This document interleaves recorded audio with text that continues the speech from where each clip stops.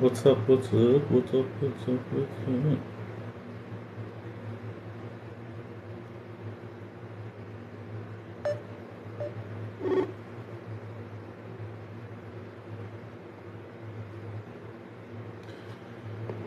Hello, hello, hello, hello. There's lots to talk about. I think I want to talk about. Are y'all know what's going on? I'm from Buffalo, New York. Do you guys know what's going on in Buffalo? Happy holidays, my love. Happiest of holidays. Happy, happy holidays. And that's the thing. What I want to say. You know, nobody. Uh, you know. You can't doubt yourself. You have to move in your light. Doing something different may make people uncomfortable, but you have to stand firm in that and you have to move forward in that.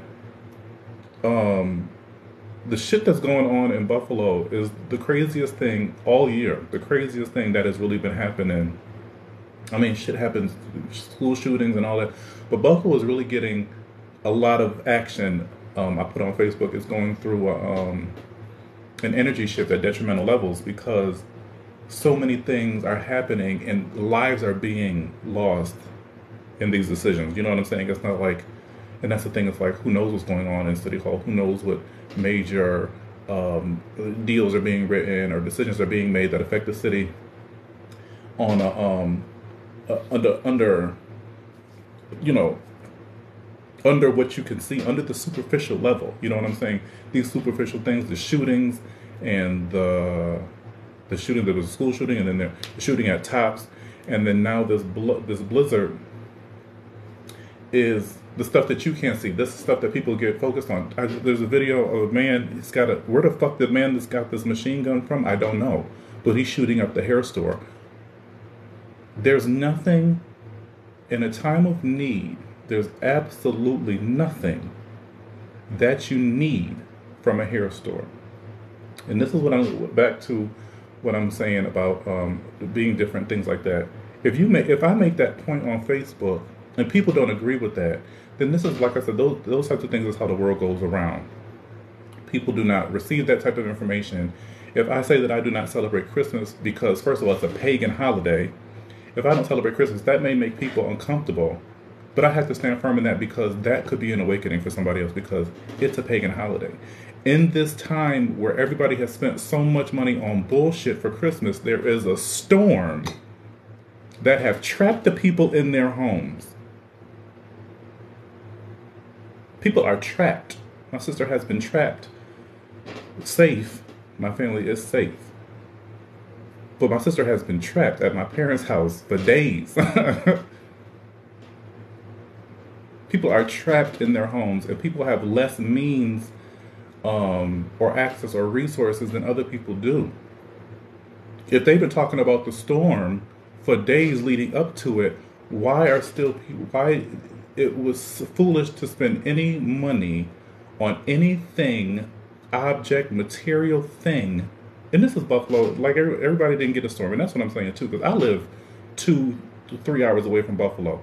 We're gonna storm up the whole damn area. I mean, if a storm gonna travel, if the hurricanes go from Florida all the way up the coast to New York City, I don't understand how a storm in Buffalo don't travel this way over to where I am right now. And now we talk about specific incidences, and we're talking about isolated events. And this is this is the bulk of my conversation when it comes to things like that. And as I'm sitting there thinking about comparisons, I think about the wildfires in California. If you've ever had a fire, you know a fire don't know no bounds. A fire takes down everything if you give it time. It takes down everything in its path. But the fires always are isolated to these same areas. People still can habitate those areas. People still live, navigate, do other things in those areas. But they always think it's not like it's fires over here, fire over there, fire over there, or even if the fire spreads to a point where it's, like uncontrollable. They are in these isolated incidents, isolated situations. And when you talk about Buffalo, I remember when I lived in New York, besides the bills, people always talk about the snow in Buffalo. And let me tell you something, I lived in New York. It ain't no colder in Buffalo than it is in New York City. The snow is different, yes, because there's a subway running through the goddamn undergrounds, and that's what melts the snow. Because if there was no subway in New York, let me tell you, the streets of New York would be piled high with snow. You hear me? Because it's just the same. But Buffalo has gotten this image since the blizzard of '67. Then there was the October storm in 2008, and now we have this blizzard, this Christmas blizzard in 2022. Don't even get me started don't get me started on climate control, because I think those are the deals, those are the situations when things like this, shit like this goes on, and people are distracted and want to send out these videos and go viral over videos of people experiencing traumatic events in their life. When people want to do that, we overlook and disregard real situations or real deals that are really being made that affect, the long term. Let's say next month, next year, affect the long term for your grandkids, your nieces, your nephews that are coming up years later. Climate control is a thing. It's a thing because 2 hours away from this big massive blizzard, flurries. And if the storm is hitting that bad, it's obviously got some power behind it. And that's the thing. Climate control I believe it's real. There have been situations, there's dealings, there's water, power, machines that control the waves and the things, those things are actually real. How it works, though, I couldn't tell you. Why they do the things that they do, I don't know. But like I said on Facebook, too, all this stuff, there was a summer fuck shit in New York, in Buffalo, when the shooting. Now this winter thing, there's a summer solstice, there's a winter solstice, all that spirituality shit, but that shit's real. Regardless of how much you believe in it, that shit is real, And the fact that Buffalo is experiencing these things, I said I wouldn't be surprised if the Bills make it to the Super Bowl. Even if the Bills make it to the playoff, that's still revenue. That's still money. That's still interest. When the shooting happened at the damn Tops, the president, Little John's, what's his name? Damon Johns from Shark Tank there. That type of influence and notoriety. When Trump was there, no, not Trump. When Biden was there and said something about the little boys, the things, like all of that attention on Buffalo, and now we're here. 6 months later. I'm on this numerology kick too. 6 months later, and people are dying in the street. People are looting the fucking stores. And that's what I said to my friend. I said, now, when they get to loot in the stores all on the same day, who sent out that message? I don't want to know what the people look like. I want to know what their phones said. Who sent out the ping to the hoodlums that all went out on the same day to loot these stores? Some people may overlook that, but that's a pretty big deal to me. Okay? All on the same day? It wasn't like a Thursday, Friday thing. It wasn't like because at the end of the day, the snow hits. Listen, let me tell you about Buffalo. Same thing with you smoking weed. You smoking weed, you sit your ass in the house.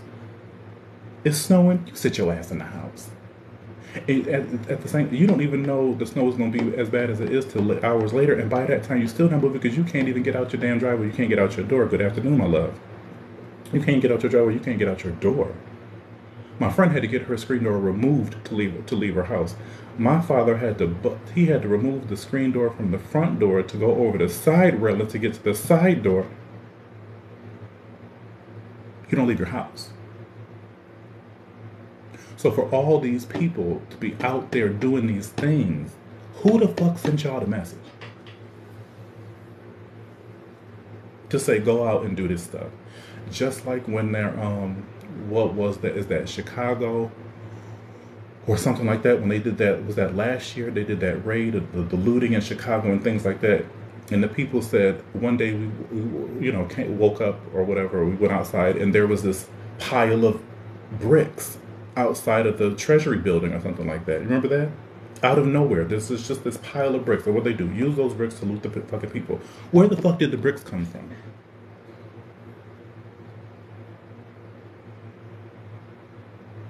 Thank you guys for the shares. Where the fuck did the bricks come from? Thank you guys for the likes.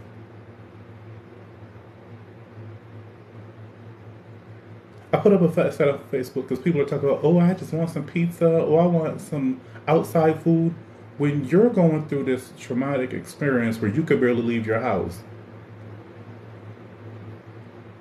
and people are literally stuck in their cars, people have died in their cars, there's cars like littered through the city, you know what I mean? Because people have gotten stuck, or my friend put it to me as that, the visibility was so low that they couldn't go anymore, and they waited for it to die down. Well, by the time it died down, it never did, and they couldn't even from not having any visibility to be scared to go forward because you can't see the car in front of you, the spot in front of you.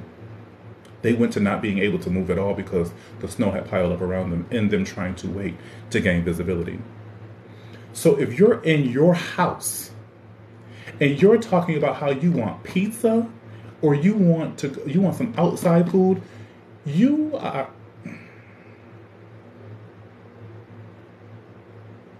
how you want somebody to risk their life to give you some dumb shit, and you're not even leaving from the comfort of your bed or your couch. You want people to leave their house to go whip you up a pizza.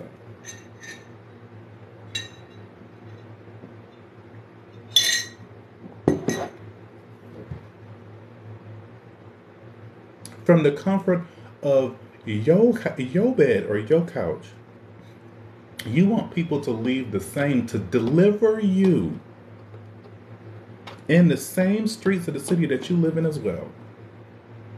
I said that people wouldn't make it. Listen, and there's probably something going on in everybody's city to this degree, or at a shifty change of, you know what I'm saying, spirits, elements, energy, all that stuff. There's probably something going on in everybody's city because the world ain't been the same since January. It's not even, because it was around September, November 2019 when the pandemic really first started. COVID-19.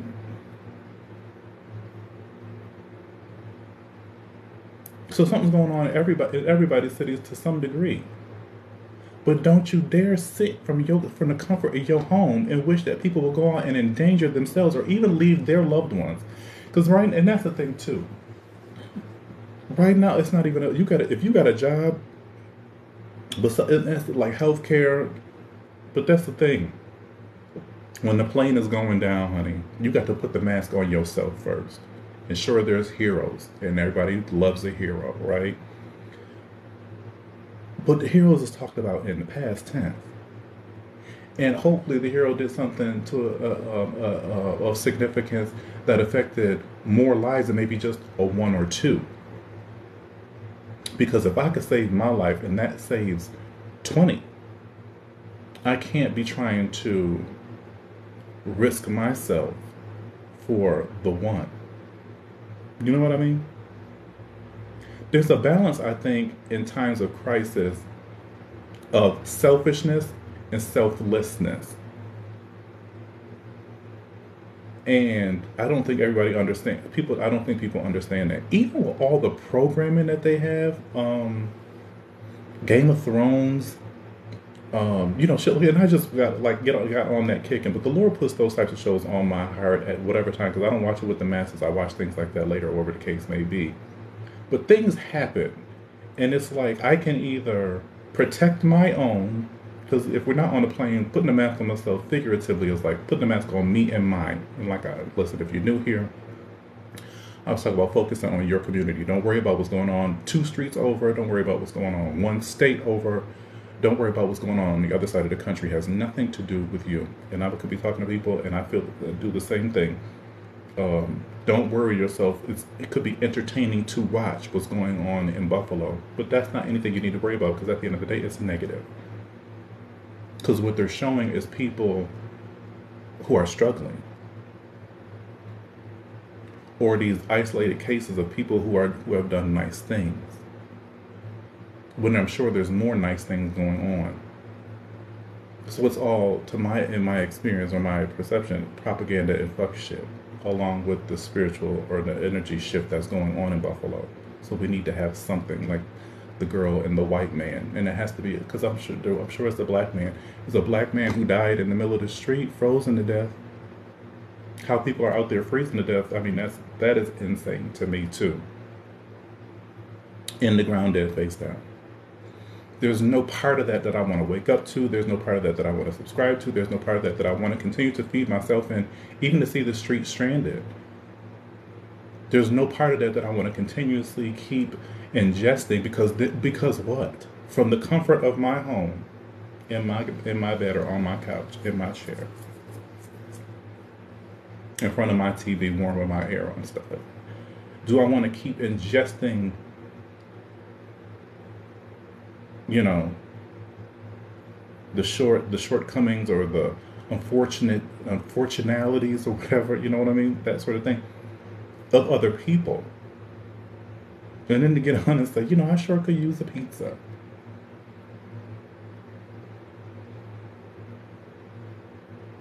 I don't know what's going on with people, and I don't know what's going on with Buffalo. Like I said, if the Bills win, that would really tie it all together for me. What do sports have to do with the thing? It's about money. It's about money, and see, Natalia, that's what I mean right there. Like if I don't even want that, and like I do not. I get to an age or a point now where it's like I can't expect myself from nobody. But let me tell you something. I'm on the verge of dying. I'm not going live or posting a video about it. I'm not doing that. I'm not even going live crying about what's going on about it because who was that for? Who is that for? If a house is burning down, if I'm not out there trying to throw snow at the very least on the goddamn house, what do I look like sitting outside the house and it's burning and I'm going live about it? Who does that do anything for? People outside the city, outside the state, that watch in entertainment and then go on Baller Alert, Shade Room, fucking inside, in on site, and all these fucking things. Of the many things Buffalo, Buffalo got good food. You get you a good education in Buffalo. Those things they don't talk about. But Lord forbid the snow fucking falls. And if the snow falls so bad in Buffalo, shout out to you. You know who I'm talking to. For the likes, my love. If the snow falls so bad in Buffalo, if that's such a thing, it would be like this every year. And it's not. It's not. I feel like it has progressively been getting worse. Hey, bathing, I'm good. How are you, love? I'm not in Buffalo, so I'm good. My family is good too, in the house, but they're good. Progressively getting worse as far as like the winter starts later, and the snow may stick around a little longer, but it's not this. 6-7 foot banks of snow. You can't covering cars. You can't leave outside your door. It's not like that. And if Buffalo was so bad in the snow department, it would be like that every year.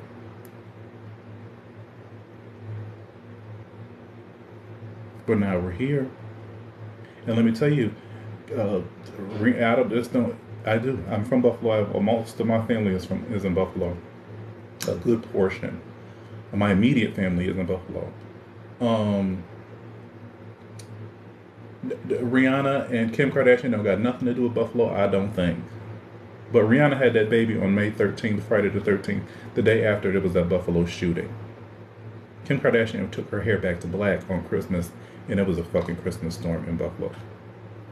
But if Buffalo is a part of the narrative, and we have to go back to the history of Buffalo, and we have to go back to the history of Buffalo and understand the significance back in the 40s, 30s, 20s, you know what I'm saying, that sort of thing. The port commerce and things like that, we understand the importance of Buffalo and keeping Buffalo in people's minds, even if it's for something negative, when a lot of good things go on in Buffalo.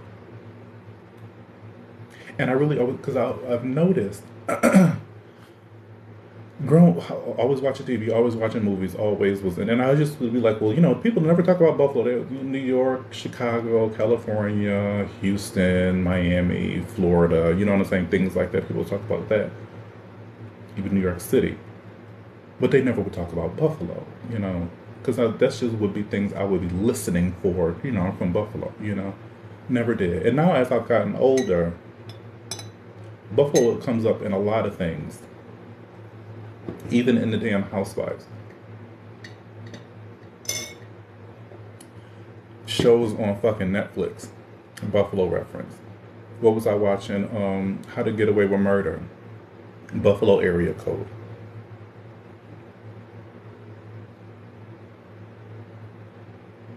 What that has to do with where we are right now, that's for me to figure out and then present to you guys. But let me tell you, these are the breadcrumbs. Let me. I got a biscuit with some peanut butter and jelly on it. I don't need no pizza. I got a biscuit with peanut butter and jelly on it. Those are just the breadcrumbs. Also, come to desensitize you. If I give you this, give you this, give you this, give you this, give you this. If from the beginning of Facebook, we've been working our way up to more graphic content. A car accident here, some war footage there, a bloody fight here. We get to a point where we can share images of a man face down in the ground because people are expecting to see things like that.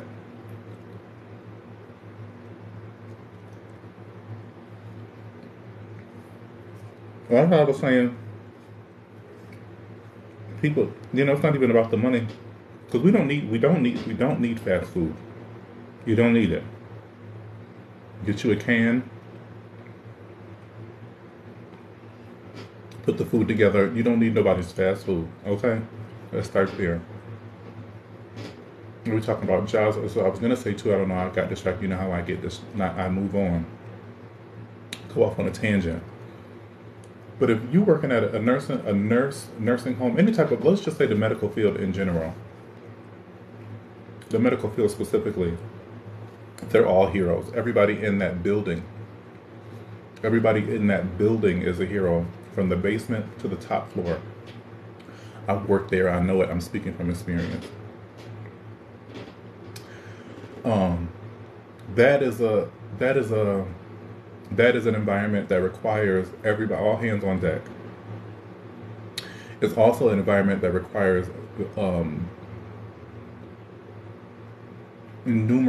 countless, endless resources. Because once you run out of your linens, now then what are we doing? Once you run out of your syringes, now then what are we doing? If we can't send out for blood tests, now then what are we doing? So you do what you can you can only do what you can up until a point. And they lead to situations where the nurses and the things and people can end up staying overnight, or whatever the case may be. But those types of situations get overwhelmed the most, because if people are already in the hospital. The hospitals are not clear and then they fill up when the situation happens. People are already in the hospital. Sometimes hospitals are already filled to max and could not even withstand a traumatic event in that area because they don't have the capacity to bring on anybody else. So now we're here trying to do more than what we're even capable of doing. No, maybe you can't leave, so then you do everything that you can. But you have to, like I said, you have to worry about yourself first. The hospital is only great if the hospital is functioning. Because if the hospital is not functioning as a hospital, it's just a Walmart. which is housing the people too. Walmart, Walmart housing the people is so ironic, considering Walmart is one of the biggest um, um, Department of Corrections investors. That is the most ironic thing, to see people sitting up in Walmart like a concentration camp, and Walmart gets most of its funding from prisons.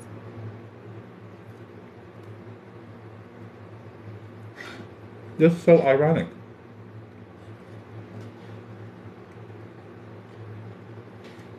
But even to see that image, okay, it's great. You know, the people have a place to stay, is safe. There's no round the clock footage. Who knows what the fuck is going on? Because I think that would be more organic. This is my experience. Um, this is my experience at Walmart. You know, I've been here. You know what I'm saying? Day to day, whatever. There's no footage of that. There's just a couple pictures of what, you know what I mean. So what, that's what I'm saying about the footage that they even put out that even makes it somewhere.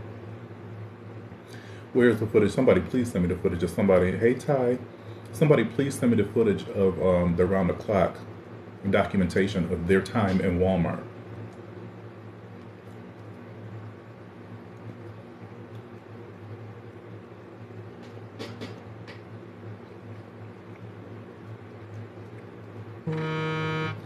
Why Buffalo? Why not? I don't know. That's why I wanted to get on the phone and see what because my friend wanted to talk about.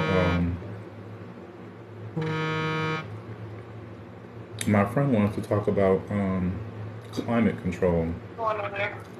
Oh, hello? Yeah. Hey, John. I'm sorry. Mm-hmm.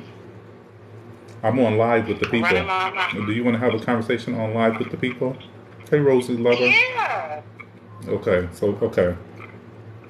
So we're talking, and I'm just talking. I was just finished saying where is the footage of the people at Walmart who's laying up in Walmart? Where's the 24-hour footage of something like that? No, seriously, because what is it like in Walmart right now? Right, peanut butter and jelly. What is it like in Walmart? I just got finished saying too how Walmart is ironic that Walmart is housing these people like a concentration camp. And Walmart is one of the biggest contributors to like prisons. So I think that's interesting too. But you had said something about climate control. Yes. Yes. Climate control to me, I feel like it's very real. You posted something that made me think of it. You was like, the weather, something about the weather. Buffalo has been through it. The Bills is surely probably a winning Super Bowl. Something you said along those lines. I can't remember. Well, remind me. Summer trauma, winter trauma, something like that. I said. Yes. Mm-hmm. And so when you think about that, the Bills having to leave the city twice to go and play football games in Cleveland, or where did they go? Chicago. Okay. In Chicago, both times. Mm-hmm. And then you think, like, why did they have to go to Chicago? Is Chicago actually closer? So now, I love the news perspective because I don't know nothing about sports. I love the sports perspective. But I've always wondered that how do they decide what city to play in? It just seems so controlled. Like everything seems in this moment is so controlled. John, it's still fucking snowing. Yeah. We've been in our house since Thursday. These stores, let's talk about Walmart. Let's talk about fucking Walmart. People that are in Walmart on a Friday when the storm is coming are only there because they just got paid. I don't give a fuck what nobody says. Okay. They done spent their whole check at Walmart. Mm-hmm. Is Walmart giving them shit for free, or are they like, oh, I want an apple juice, I gotta go in the aisle and buy me some apple? Like, what the fuck is this? Is exactly why. Going back to what you said in the beginning, the footage in the store. This is shit that I want to know. Or is motherfuckers just at Walmart spending their whole check? Yeah. What are they doing?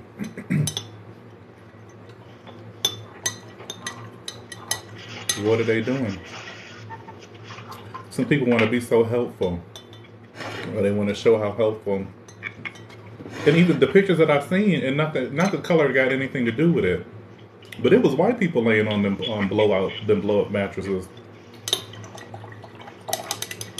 Mm-hmm. Is the black people in the bike? It ain't just black, for damn sure, because I seen them coming in as I was leaving out. It's blacks, it's whites, it's anybody who fucking live from paycheck to damn paycheck in that bitch. So we not gonna go there with the whole color shit. We not going there. No, I don't think color got anything to do with it. But like I said, the pictures that I've seen, it's not like the black families, and I know it's black. You know what I mean? I know it's black families in there. But the other part of it, uh-huh, it's not families. The thing is, it's not necessarily families. That's true. Mothers and fathers and uncles and aunts, bless their whoever they're responsible for, they left children at home to go to Walmart to get gifts. People weren't in here as if they had their kids with them. It's true. So they're at Walmart, their kids at home. Let's talk about that shit. Let's talk about the mother that was on live crying that she left her 4 kids at home with her 4-month-old baby, so she can go and get Christmas gifts. That's like, we gotta call a thing a thing. Where the fuck is these people? It's families trying to go out and get these kids and be with these kids because they motherfucking parents is stuck in Walmart. I don't know, John. No, that's powerful. I don't know. Yeah, that's powerful right there. Yeah. It's so like much. People went out. We have to we have to put it into perspective here. People knew that this storm was coming, and they didn't leave out for any damn reason. Like, oh, I'm going to Walmart, so I can whatever. I just want to go shopping. People were rushing to the stores so that they can get gifts for their children. People who weren't prepared. Some people don't have the luxury of preparing for Christmas weeks and months in advance. Like, oh, y'all should have been had y'all kids gifts. Everybody don't have that luxury. Some motherfuckers have to pay bills, didn't have this. Those are the type of people that's sitting in Walmart right now. The motherfuckers who was waiting for their checks to hit so that they can get gifts for their kids. Motherfuckers that was waiting for food stamps to hit so that they don't got no kids under the age of 5. Hello, somebody. Don't got no kids under the age of 5. They ain't got thousands of dollars worth of stamps. And them bitch, Lord have mercy. I mean, how do you even sort through all of that? Because then you got the girls who did get thousands of dollars in stamps and don't got no food in their house right now. Yeah. But these are the mothers who are literally mothers, fathers, families who are living from paycheck to paycheck, just trying to make Christmas possible, and ain't been home since Thursday. I mean, ain't been home since Friday to even give their kids the Christmas that they was trying to give them. Right. That's my perspective on it. Because you wasn't just running out to Walmart for a bow or some fucking wrapping paper and the blizzard was coming. Y'all needed some food. And the reason why you couldn't go get that food on Thursday, when everything closed down Friday, not just schools. My father's a branch manager at Key Bank. They closed the bank. Everything was fucking shut down. And the reason why you couldn't go out on Thursday is because you didn't have the money to go out on Thursday. That's not a horror. I'm not throwing no shade. It's the reality. It is what it is. Friday they come, everybody in there. What now? What are they doing for them? Those people really need more fucking help than an air mattress in the middle of the store. Oh, I love the people saying, oh, I love to be stuck in Walmart right now. But what really is the fucking benefit of being stuck in Walmart?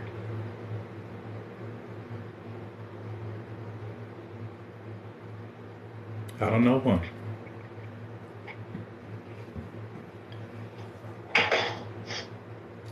I don't know. Not one. Exactly. And that's why I made the step to people. I've been seeing people talk about, oh, I just can't wait to get some outside food. I want a pizza.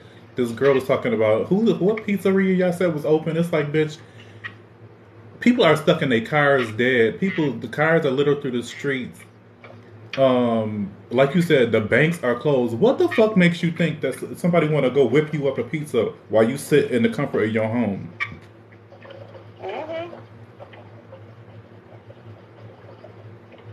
It's gonna get to people gonna be trying to fry up a squirrel in a second, and you want a pizza?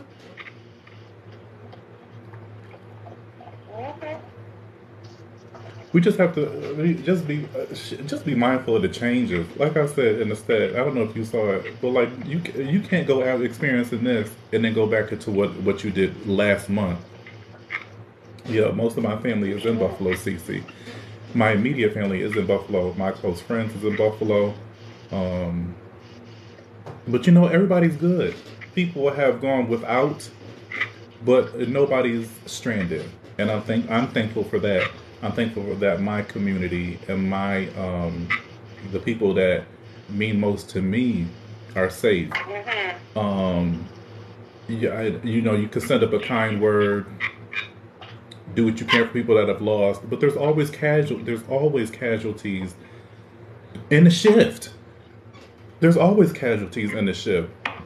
9/11 happened. We're not going to get into that whole theory of that, but there are thousands of casualties in one signing of a document at the cost of one signing of a document, or because oil needed to be a certain type of price.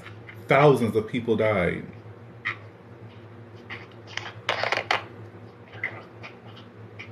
So yeah, it sucks that people do have to, but that's been what it is since the beginning of time, and that's the thing too, not being so sensitive about situations or taking on situations so heavily. Things have been like this since the beginning of time. People dying for a cause, rounding people up, or just not putting the value of life is not as great to somebody. Like I said, I'm thankful for my immediate people. I'm sorry that the other people have died, but I'm thankful for my people. And that you can't be, like I said, you can't be worried about everybody else. That's what I said too, CC. I said I'm 4 hours away. I'm not even 4. I'm 2.5 hours away from Buffalo. If it was that serious, if the weather is that serious, where the snow and the blow and everything is so powerful and so strong, it should be the same thing here. It's 2 hours. If the storm, same thing with Katrina. If the hurricanes start down in the Caribbean and come up the coast all the way up to New York State, how we don't got no snow like that in Rochester and in where I'm at? I just need to make that make sense to me. I looked at a warning, and I'm going to be very vague here because I can't really recall where this warning was at.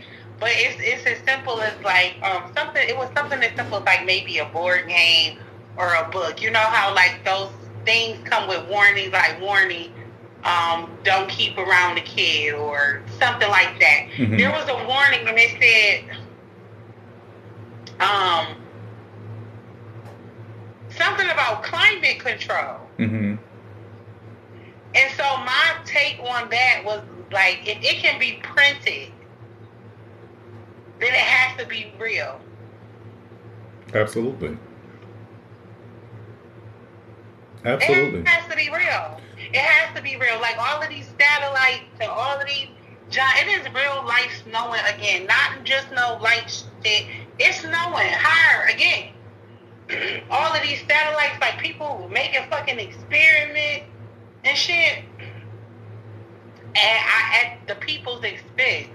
And you're like, why is all of this happening literally in Buffalo? Like Buffalo has had a shitty year. And this hurricane definitely traveled.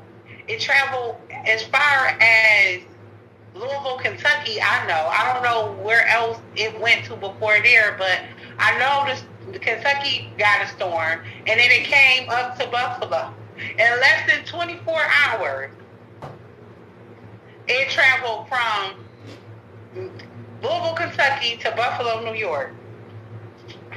That's something that's so uncommon. So not even heard of. Not even freaking heard of. Like, what? Unprecedented. That's... Yeah. What did you just say? That back to your point of if it's printed, it has to be true. That's the law. That's the law. Mm-hmm. It's not, especially if, and then that's the law. And I always bring it back to when I'm on live with the people. I always bring it back because people tell me, don't get sued or something like that for things that I talk about. But everything I talk about is printed. And I take it back to Tasha K, who got sued by Cardi B. Tasha K got sued on hearsay. That'll get you caught up. So if you see, and that's the thing with Wendy Williams. Wendy Williams never got sued because if she were to get sued, she could then find the evidence to prove, you know what I mean? The worst you could probably do is a cease and desist. Well, who's going through that? Because at the end of the day, that's money and stuff like that. But when we talk about climate control, and when we talk about the satellites, and when we talk about NASA in the ocean and in the sky and things like that, or when we watch a movie that depicts these things, it's not just for entertainment. It can be because somebody, people like to this day, with anything, people overlook very poignant things in movies, films, and television and news, and pass it off as that's just what they're doing. There's just something they're making up for the people. But there's always something to take away. There's always something to take away. When you watch shit like fucking The Walking Dead. There may be a time, maybe might not be zombies involved, but you'll have to fend for yourself where everything that you've known, the life that you've known, is no more. So you have to adjust to that. Right. You can't. Let me tell you the thing about zombies. What did I just watch too? With the damn walking Game of Thrones. Zombies. And how many movies do we need to watch? How many shows do we need to watch with zombies? Walking Dead, Game of Thrones, the movie with Brad Pitt, D-Day, Z, World War Z, whatever the thing is, multiple things. Fear the Walking Dead. Do we have to say like, okay, so what's the thing about zombies that they're trying to tell us? Obviously, they're trying to tell us, yes, you have to be able to defend yourself because there's not going to be a Walmart. There's not going to be a damn a Burger King.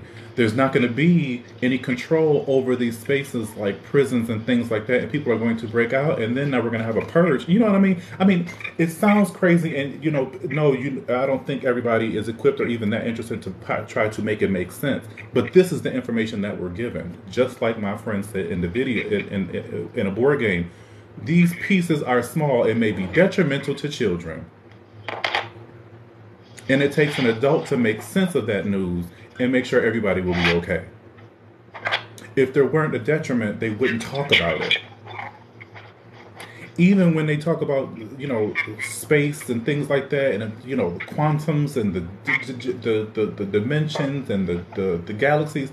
Do you know how much? And this is what I get this conversation from TikTok and Neil deGrasse Tyson. And he's a whatever. But for them to even have a conversation on that thing, do you know how much time and study and, you know what I'm saying, has gone into that to even bring back concepts and ideas that you can't even realize or fathom? Because now we're talking about the galaxy being one of thousands, and this is a pebble, and the thing, like that's big shit. Bigger than any religion, bigger than any political thing, bigger than anything. But that also too at the same time, because when I think about it, I feel like my pineal gland is loosening up, and my third eye is opening, because it is enlightening information. The world, the situation, the very existence of our beings is a lot bigger than just this day-to-day bullshit. And then they put all this, work your jobs and buy your Christmas gifts and do your sweetest days. Insignificant as fuck.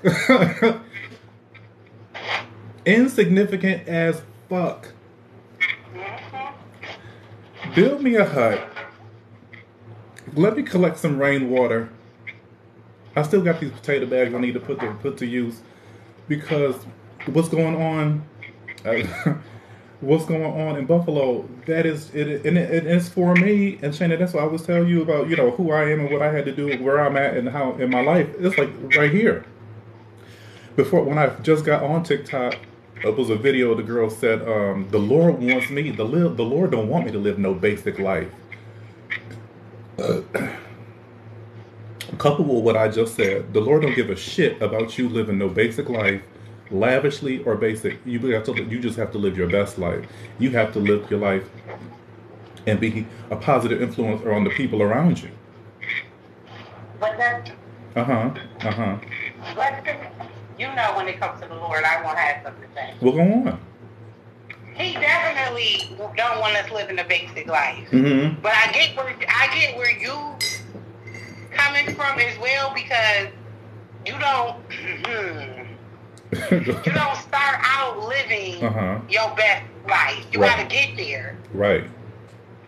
And so he gives us the tools, the resources, the people to get to the life that he wants us to live. Yes, I do agree with that. Yeah.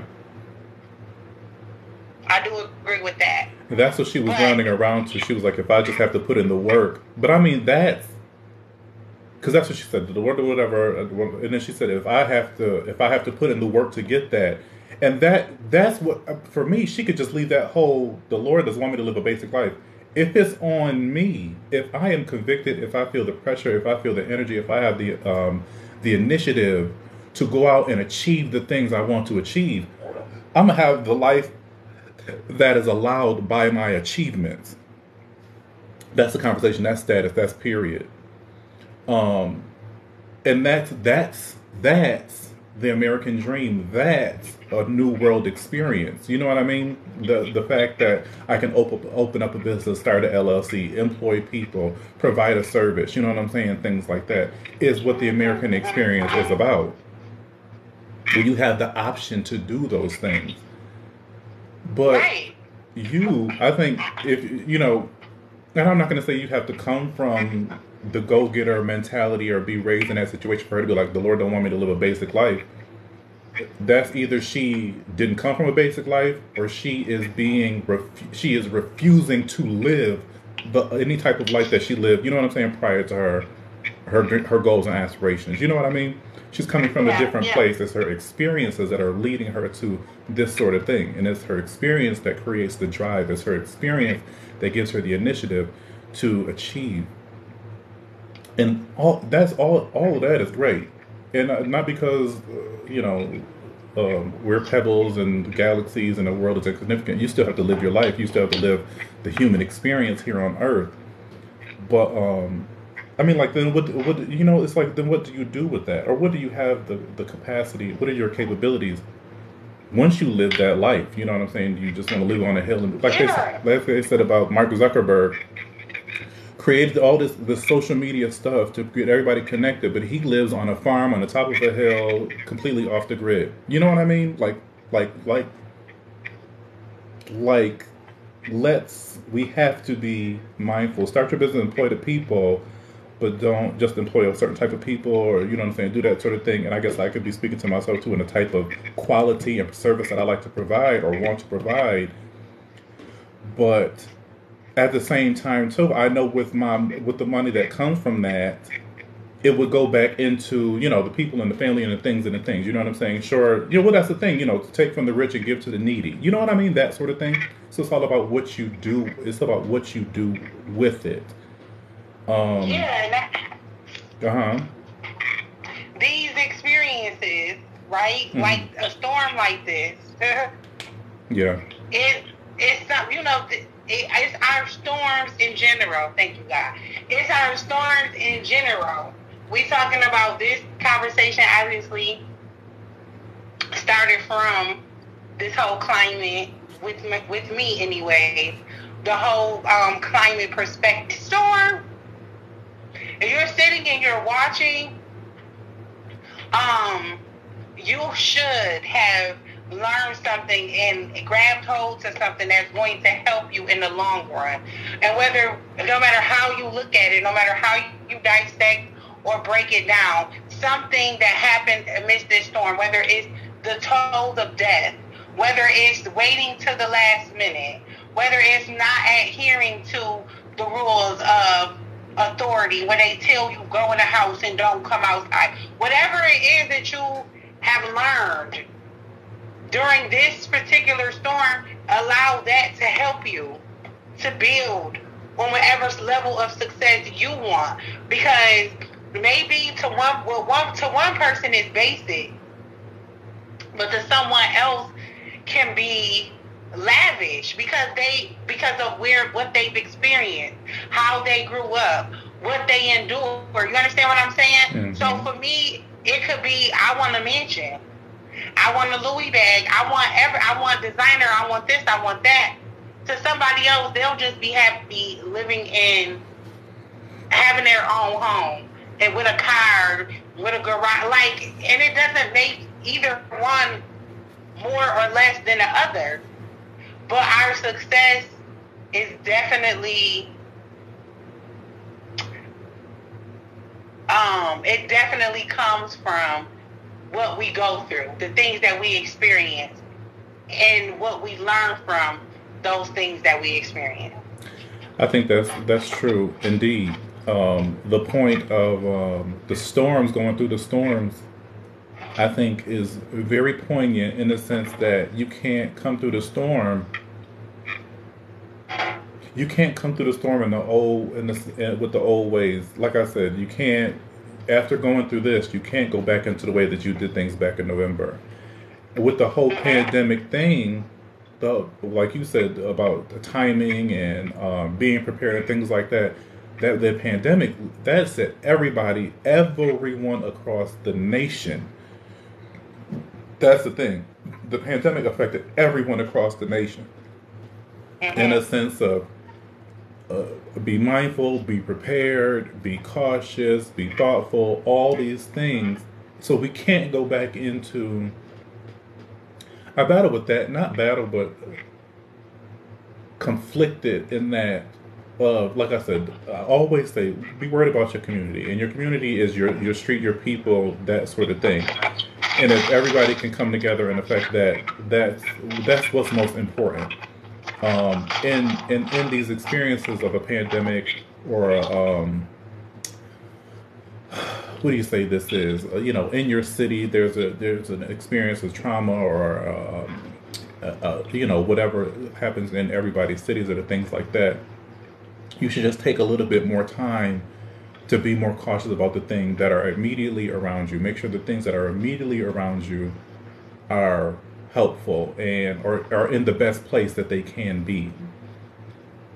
I don't think, especially like where we're at right now,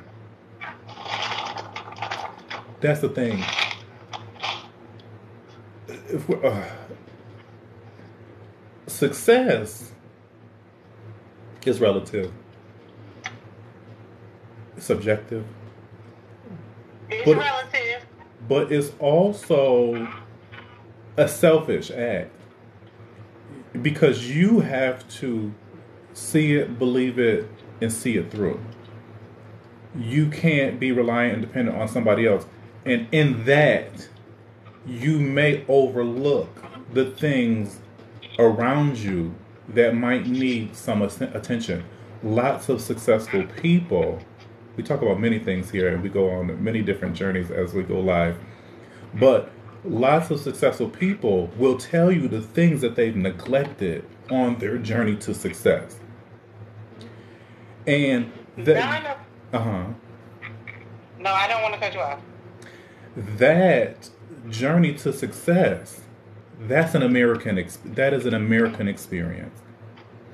American dream. That is, and that is not, I won't say that's a human experience, is because most humans do not experience that journey of, I see it, I seek it, I'll work towards it. And in that process, I neglect the things, I may neglect some things on that journey.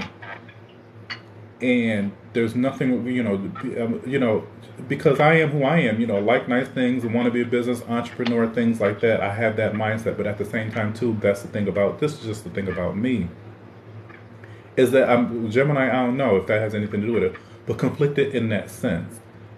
I would love to be successful. That's only contingent from my experiences of, okay, I was interested in this, I wanted this, I wanted that, I wanted these things. So to have those things, I need to do this type of thing. When honestly, in the situation that I am now, living a very minimalistic life, I have what I need. I have what I have. I have, and nothing in excess, and nothing in short supply. Anything more than what I have right now would be excess, contingent or relative to my success, which is the businesses and things like that. That's, what I'm saying, validate or equate that the success of having more things with the success of what my goals and dreams were. But at the base point of me living my human experience, that is the everyday thing, I am successful in this because I have what I need, and I can help, I can do whatever the case may be, provide whatever the case may be for myself. And to a certain extent, like I said with the hospitals, because a hospital is only hospitaling, and to a certain extent, because at the end of the day, hospital resources run out, is just a Walmart. So up to a certain extent, I can provide the help and the need to anybody that I have the capacity to do so. But I have to be aware of what actually is really important. And on my journey to success, I have to then, the success of having excess, I have to, for me, provide and give back in the way that is required. And lavishly, yes, me and the friends and the family, we're going to go on trips. Everybody's going to be good. We drive nice cars if we get to that point. But that's excess with my success. But make sure everybody's food is good, and make sure everybody got clothes on their back, and make sure everybody has, school and everything like that. Those are the basics of things like that. And that's what I'm saying about sitting in your home, in your warmth, in your couch, and saying, I want somebody to leave their home, go to work, and make me a pizza because I'm so comfortable. Like, we're no. That level of success and excessive behavior to want somebody, and even again, that's the thing too, the level of success. I want to be successful on social media, in a sense. I want people to respond to this and agree, and then regardless of how deaf that sounds. You haven't left your house in 4 days. What makes you think somebody would want to leave their house and go make you a pizza? And when it comes to the jobs, if you're not in healthcare, which provides a atmosphere and a setting and the capacity to like house people, house nurses, house housekeeping attendants, house receptionists, and things like that during this sort of thing. I'm not going to work in nobody's kitchen because I could get stuck here. People have been stuck in places for 4 days. You have to be cautious. You have to be mindful of the things you say. And you have to be cautious and mindful of the things you say because of the situations that continuously are happening in the world right now.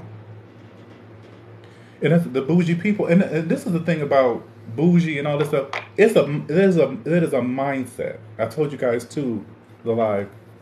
I told you guys about how I create my own little world on my phone in just my font alone. Paid my dollar. I changed my font. It's different. Hey Desiree, it's different. Hey to Carolyn too. It's different.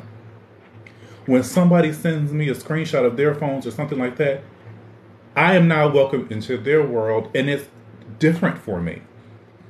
My expectation, because I created the world, it's a very small thing. It's just a metaphor maybe.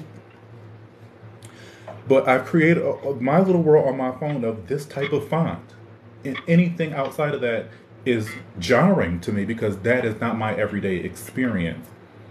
When you're a bougie person, when you're a negative person, when you create that world, the world conforms to what your mindset is. People are successful because they created the thought process of success. Like, I know I can be what I want to be. If I work hard at it, I'll do what, I'll be what they create that mindset. People who are negative are always down, and down in a process of negativity and low vibration and all that stuff. It creates their mindset. You know what I mean? Girls working the hostro. They worried about the money. They worried about the jobs. They create that mindset to bring in the money, to be open and willing to deal with the men. You know what I'm saying? That sort of thing. They create that mindset. The bougie people and the people, like I said, that's with real world things that are happening. Like I said, the pandemic was across the nation. The damn world was a global experience. It's deafening for you to be in your one-sided mind, or whether that's bougie or negative, because you could be bougie and want people to leave, or negative and say you don't care about people dying, or whatever, that sort of experience. But you have to be mindful that the human experience that we all experience is changing, is changing. And you can't be so disconnected from it that you want people to leave their house to cater to you, or you can't be so disconnected from it so that you don't want to do what's necessary to make sure the people around you are good. Because people are on their phones looking at people on the other side of town when somebody next door could be using the help.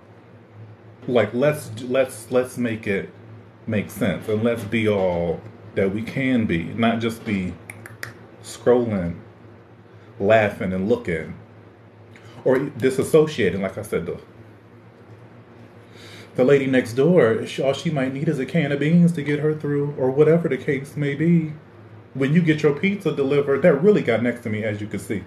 When you get your pizza delivered, is you gonna get two for the family next door?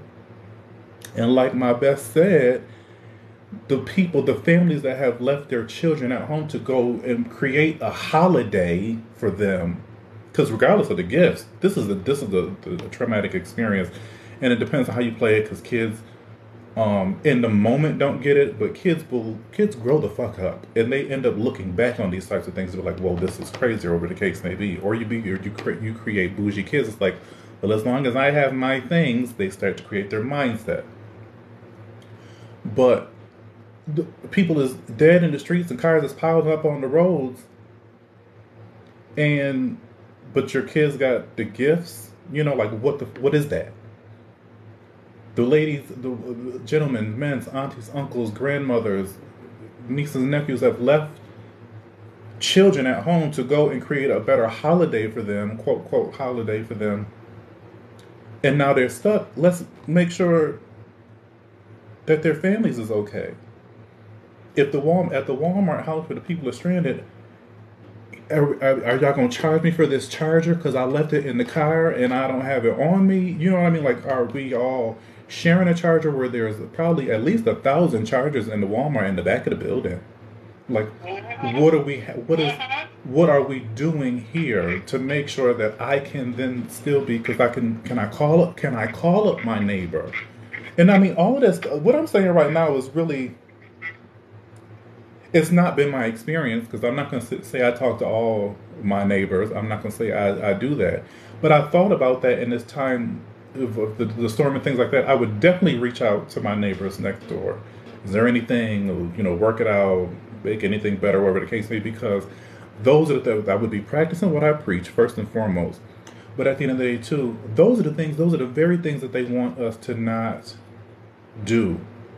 Because even people who live in the nice house, who have gone their way to success, they don't go out their way to speak to their neighbors. People who live in those homes don't even live next to neighbors. Unless they knew, you know what I'm saying? Oh, okay, this is so-and-so, we work together, so-and-so, that sort of thing. And that's why we all live in the same neighborhood. But even still, would they go out of their way to make sure that person is okay? Probably not. With all their success.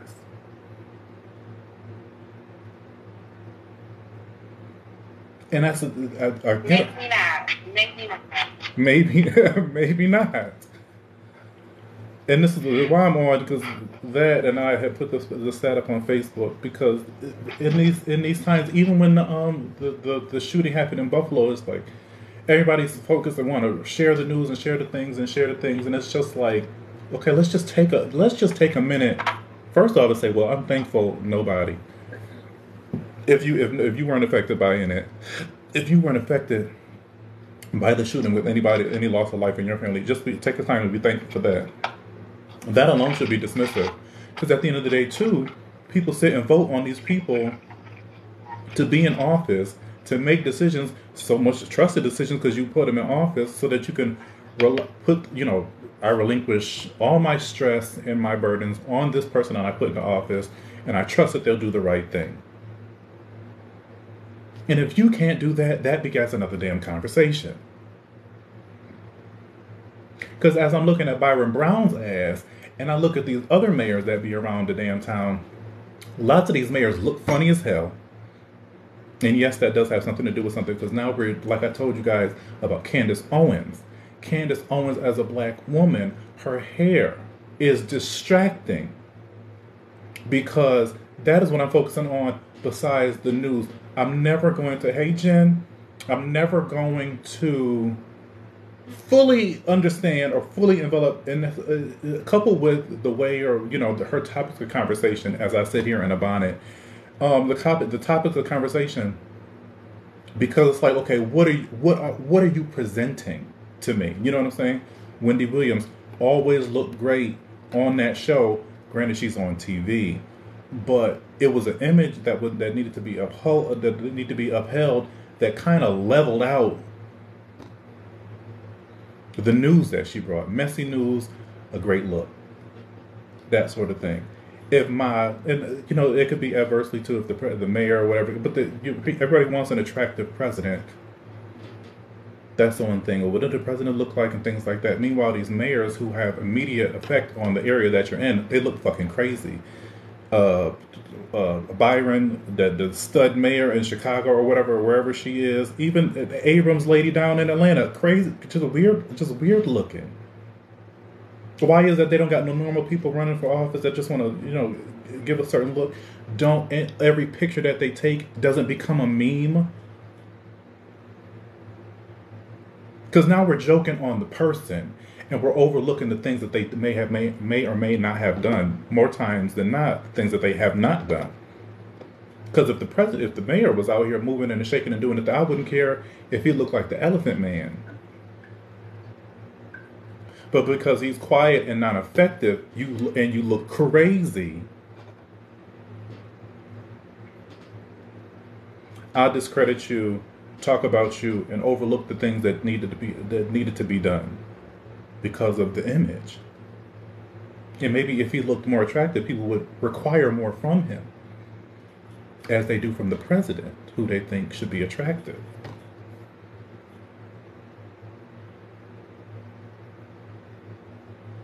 I don't know. I'm just saying.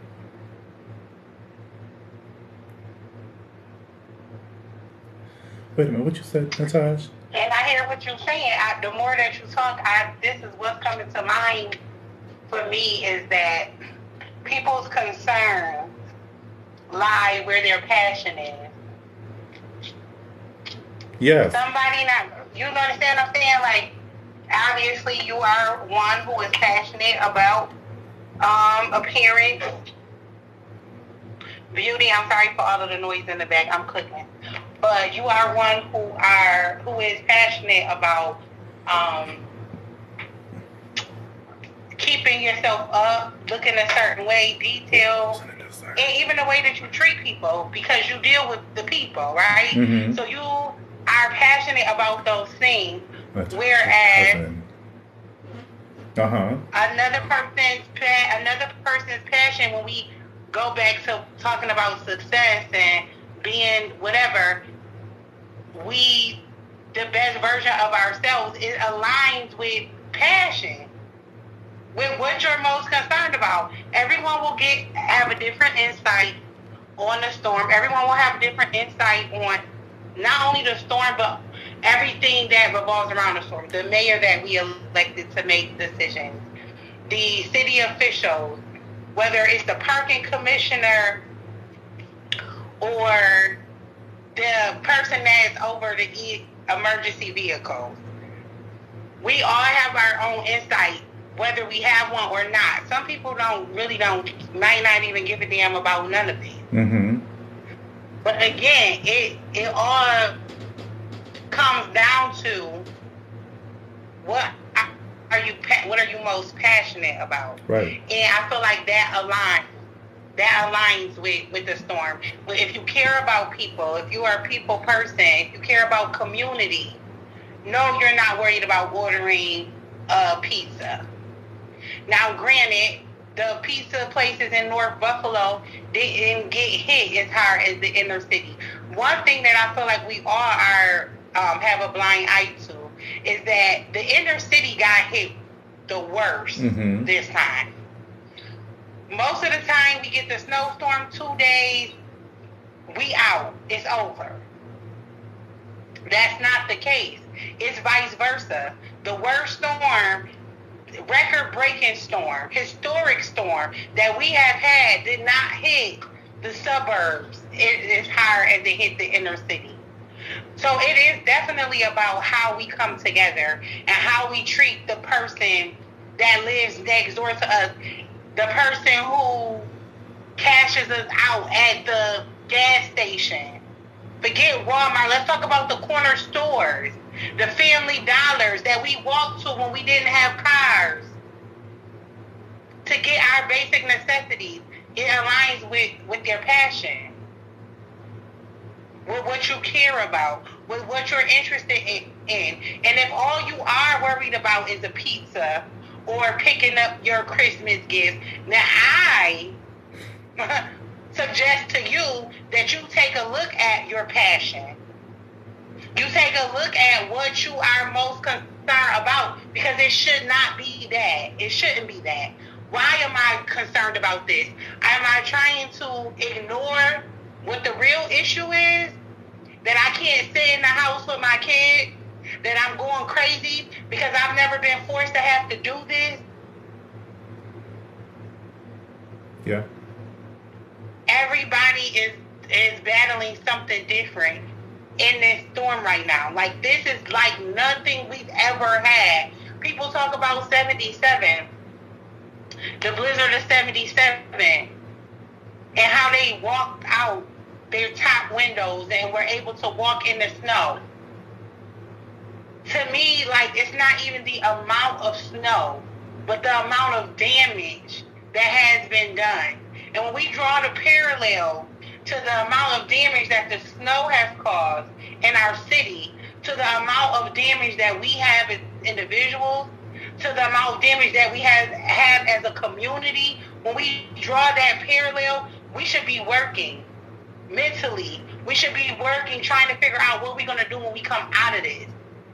And if the first thing you're going to do is go to the mall and pick up those sneakers that you got for your son because he didn't get them, but you're not having a conversation that no, you didn't get those sneakers, but you here. But we wasn't in one of them cars on Harlem Road that couldn't get out. Nobody came and found us buried alive, buried to death in snow. Then that's where your passion is. And that's where your heart is. And you have to do some self-evaluating in this. And I think that's the most painful part of it all, because nobody wants to deal with the shit that they have to go through personally. They self. Nobody want to have to deal with that. But when you deal with that, that's how you get to the other side of when you hear people say, God don't want me to live a basic life. You got to deal with yourself. You have to ask yourself what is most important to you in this moment. Because we do have, not for nothing, to overlook the people who have brought individuals into their home, strangers, into their home with their children. The one girl, Shakira, she's a friend of mine. We went to we're in elementary school together. Don't know her much as an adult, but she's being honored all across social media and the news. People are talking about the woman who did the good deed and brought the man in the house with gangrene on his hand. If you see a picture of his hand, it's just heartbreaking. But we got people like that all across the city. That's not what's being talked about, though. That's not what's being talked about.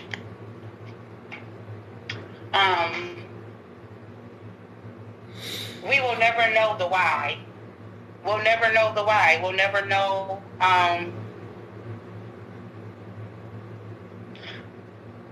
why this storm came, how it got here, if it was the climate change, if it was climate control, if the people sent it, if somebody was doing an experiment and we don't know. Like, we will never know the answers to any of that. But the storm is here. And from the way that it looks, it's far from being over. Like I just said a couple times, it's snowing again. It's windy again. It's picking up. It's been dark outside all day. No sun has peeked through the clouds. It's no sign of this coming to an end. Not to mention that people who aren't from here are suffering too. People came for the holidays, who live in Atlanta, who live in Virginia, who live in different places throughout our country that's not used to this weather. So we're not going through it alone. It's not like a woe is me thing. I hope that we don't have that type of mentality. But I feel like you will find what is most important to you while you sit amidst in times like this. Mm-hmm. I couldn't agree more. I couldn't agree more. The self-reflection in a time of trauma, even in a death, you know what I'm saying? A death of a family member, you have to look and see, okay, the death caused, why do I feel this way? How do I feel this way? What could I do different? You know, the relationship, and you know what I'm saying? Things like that. Self-evaluation. And that's what I mean. I wanted to put a stat on Facebook too, like, let's just, the music, don't listen to nothing past 2010. And don't watch nothing on TV that's evoking too much, you know, like that Krishan and that dumb shit. Like, let's not even involve ourselves in that, because the vibration of that, of course, and I'm only saying vibration because that's what's trendy. But even just the energy behind that type of programming, and definitely that music, just puts you in a place that is not conducive for people in Buffalo, because everybody's not going through something like this. But people have gone through, people have been stuck in their homes. but across the globally, um, but it's not conducive to your to a healthy, positive mindset that you need to get through dark times like this. It hasn't. It now over here where I'm at, it hasn't snowed significantly. Yes, it was windy, but even still, there's nothing at the same time. Over in Buffalo, it's actively windy, actively snowing, but it's been dark. It's dark from the time I get up, and in 30 minutes, the sun will be going down again. It's dark all day. And if you don't have um, the tools, the capacity, more so the tools, the ability to kind of shed that, and move on, people will not only die because it's cold outside, people will die because they were completely overwhelmed by the experiences as a whole. And that goes back into caring for the community. Because people, yes, are struggling with things every day. People struggle with things every day outside of the natural elements. So then you add on the fact that I can't leave my house. I couldn't do the things I wanted to do for my family. I can't get a piece of vitamin D, literally and figuratively, because of the situation. That's overwhelming for some people. And then you go on Facebook, and I'm going to bring it up again. You go up on Facebook and you see somebody talk, well, I sure couldn't wait to get a pizza. Bitch. Even if they brought the pizza, I couldn't open the door to get it. No, for real. You can't, on some of the side streets, my cousin posted a picture, is literally snow from, I don't know how our porches is set up or wherever, everybody's different. But it's snow from her top, let's say the third or fourth porch on her front porch, straight across the street to the third porch, straight across. No dents, even. Straight across. That's about 2.5 feet of snow. Maybe 3. Might be 3 feet of snow. Straight across from her house to the house across the street. And somebody I sure couldn't wait to get a bitch. Just, yeah, so all of that. Just, all of that. And like I said, those saying this stuff, it's not what people, because it's not what people want to hear. It's not what people have the capacity to do, because that's not what they teach. That's not the tools they give us in programming. And they, when's the last time somebody read a book or whatever? You know what I'm saying? Things like that. That's not what they give us. But they, when you get online, it's nobody on. Maybe while I'm sitting here talking to y'all, but I'm talking to the people, and somebody could be, in Buffalo watching whatever. But I could go. So so I'm doing what I need to do. I didn't go on Facebook, or I'm going to go on Facebook, because that's where, immediately that's where the people are, my Buffalo people. But I say these are the tools. Try this, do this, do this. Try this, do this, do that. You know what I'm saying? Sing these songs, play these games. Those sorts of things. That would be the work I need to do. So if I'm going to turn the light on myself, or turn some attention on myself, and put something into action, those would be the things, because what we're watching is the looting. You know what I'm saying?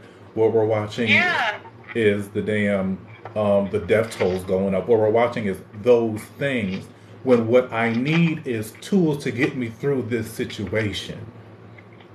As a city, they should allow. Now, I don't need to wait for FEMA, because at the end of the day, where the fuck is FEMA? And somebody said too about the bills being out of town. I don't see one picture, one message about a bills player that paid people that live in the South towns that do the plowing out of pocket to come and plow some of these places.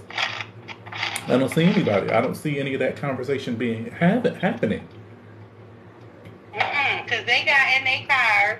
They didn't even shovel their own damn cars. When they got off the plane, their cars were up under piles of snow. And all the videos I've seen, they drove off. And I believe it's illegal to drive with that amount of snow on the top of your car. Yeah. But they were driving, and I don't know if it was just for video purposes and they were just being funny, and he was going to brush the snow off at a later time, but they got ghosts. They literally drove their cars from up under the snow and left.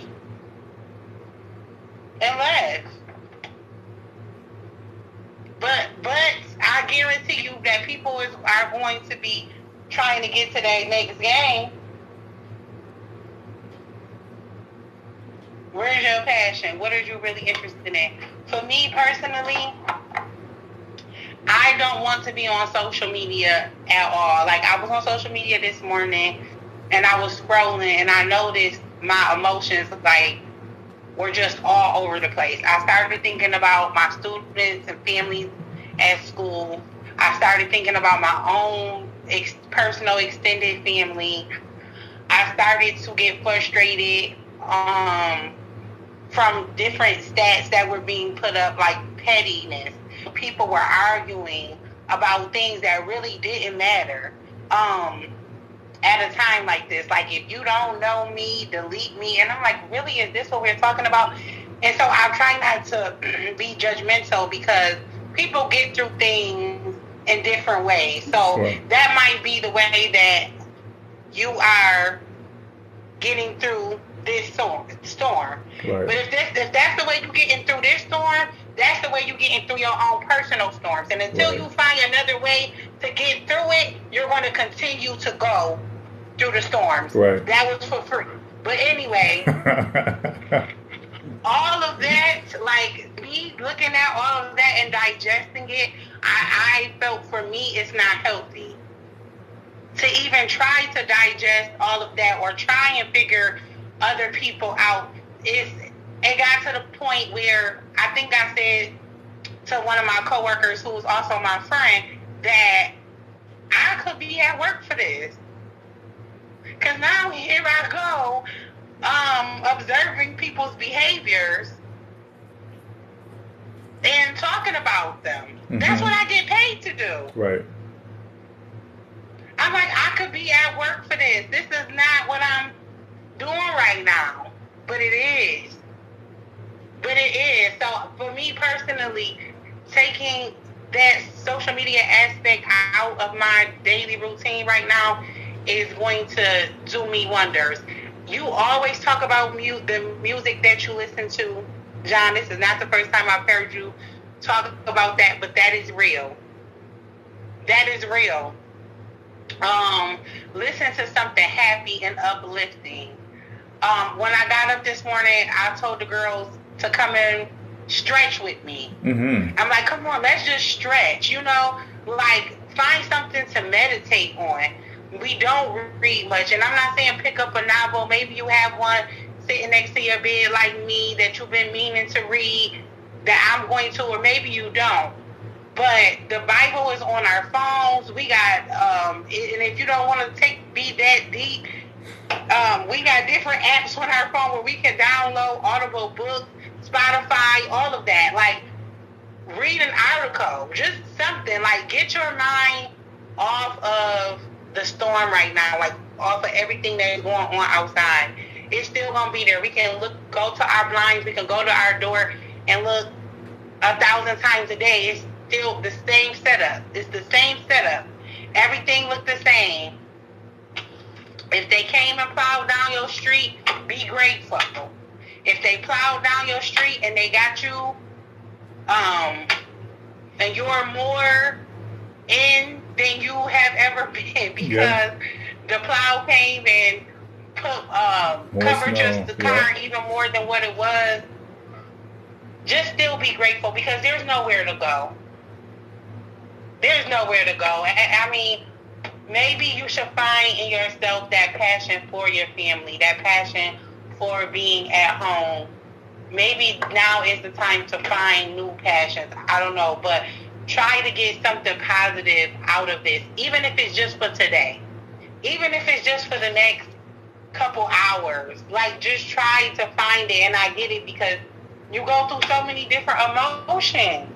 Like, at 1 minute you're frustrated, and I can speak personally, like 1 minute I get frustrated, and I'm like, dang, it's still like this outside. I can't go nowhere. Like, I can't get to see my mother. But I know that, and then I have to quickly snap out of it and say, but when this is all over, I'm going to get to see my mom. Mm-hmm. Somebody not going to get to see their mother. Somebody not going to get to see their child. Somebody won't get to see siblings. Somebody, because they have lost their life in this. And I keep telling my kids, Christmas this year was us being safe, us being alive. And they might have a hard time digesting it, but here come a time where I'm now got to practice what I preach, because I'm getting frustrated.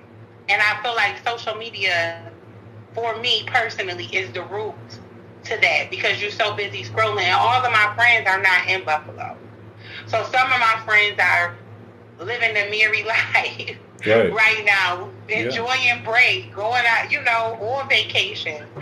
So it can be tough, but you got to do what works for you and keep you in mind. Like, it's nothing selfish about keeping yourself at the top of your list right now.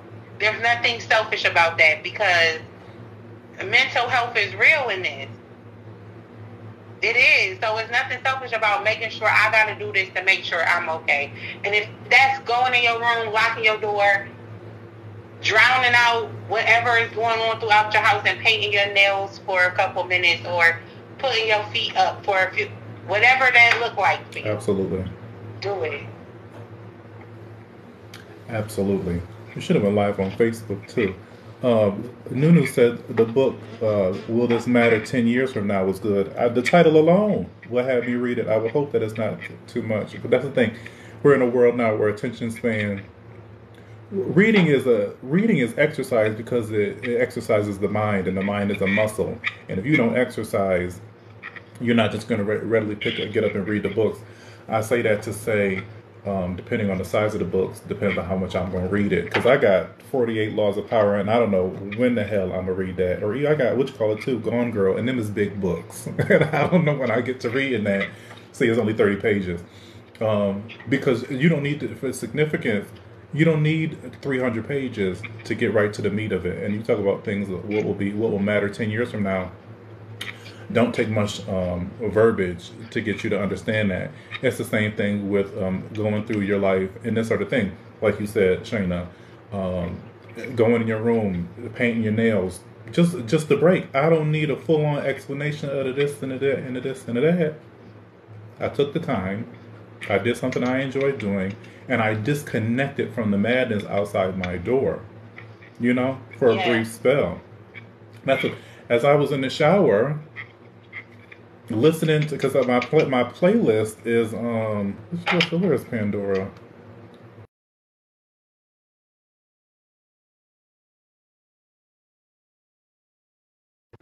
By after the party, let's go somewhere and finish what we started. Exactly. That's the Pandora playlist. That's all music before 2000, no later than 2010, playing on that thing. Move my cheese was even smaller. Your mental health is all that matters. That's the thing. That type of music is upbeat. It's nostalgic, you know what I'm saying? It transports you outside of the moment that you're in now. And then whether you clean the house to, whether you paint your nails to, whether you read a book to, whether you play with your kids to it, or something like that, it just changes the environment. It changes the energy. It helps you get through the day. It helps you get through the day. And that's what's more important. That's what's most important. It keeps your mindset open and just in a positive state, because we're conditioned. We're conditioned as I scroll and look, compare, and all these things. Right, because, and I hate to cut you off, but I have to say this. Now this morning, are we still live? Yeah. This is perfect. Okay, so this morning I sent over a couple videos to you in your inbox. And you like, okay, now Shayna, now the very first video that I sent you it had Rihanna. It was like a TikTok. Exactly. And it had that depressing ass song. And so I sent it to you. The whole reasoning for me sending it to you was like, not them playing putting Rihanna to it. Like, what No, y'all doing? exactly. I mean, it immediately puts you in a mindset of defeat. Like, you already defeated, like, lift me up. Yeah. You know what I'm saying? Like, Absolutely. damn, it's this bad because if you haven't been in it, like if you really been in your house since Thursday, you don't know what the 33 look like unless somebody sent you a picture. Right. So now when you on social media and you wouldn't know people were looting. If you really been in your house since Thursday, you didn't know people was looting unless you seen it on social media. Right. Somebody sent you a thing. Somebody sent you a reel. Something of what was going on. And when I heard that Rihanna, like, why couldn't they put Lean On Me? Something, yeah. You know what I mean? Because no, seriously. Really the city is coming together. The city is coming together. Like, for every negative thing that we see or something that pisses us, everything that we see that pisses us off, it's like 2-3 things that you can find that make you so happy. See, now they are parking these cars around my house. I'm just looking out the window and see. Now they're I guess the city is picking up cars where they find whatever that they found left stranded in the middle of the street, and they just parking them. They just dropping them in different places. So now I don't have this many people that lives where I live at, and there's cars literally just parked outside. Listening to a song like Rihanna, like that song, not all the Rihanna songs, but that song that I don't know the name of it, but her newest song. Yeah. John, you talk about defeat. Yeah. You talk about being down, sad and blue. Like, what? Y'all put us to this song?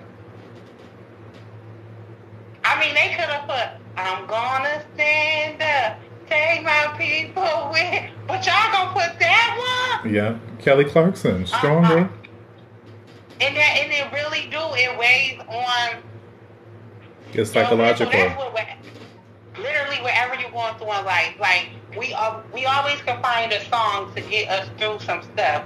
But be careful what song you choose, because some songs is getting you through, but some songs is just helping you sit exactly where you at. Right.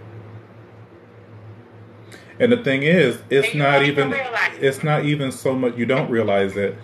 It's not so much of the let's say the lyrics later.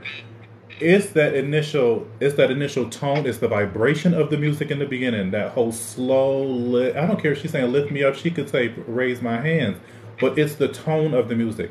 It puts you in a place to, like you said, defeat. I need to minimize myself to grow with this song. But right now, I don't want to minimize myself, because then I can find myself still in a small place. That whole slow lift me up, that's not what, well, at least for me, and obviously for you, Shayna, and it could be for some other people who, we appreciate a good upbeat number. But if that's the song that you put coupled with the image of destruction, there's no part of that melody or that song or the beginning of that song with that melody that shines any type of light, because we're still, like she said, it's still snowing there. It's still blowing there. There's no, when the song begins to arc and starts to get better, I guess. I've only listened to it one time. There's no sun at the end of that. You know what I mean? To be like, okay, we started here and now we're here. Okay, let's play this, put this song to a video after this shit's said and done. But that melody with that tone with these images is depressing. Period. The song begins depressing as hell. I don't care what Rihanna talking about, and I love Rihanna, but the song is depressing as hell. And but there's, like I said too, there's no coincidence. And even still, did they not play that song in the movie at his funeral? Isn't that when they play that song at?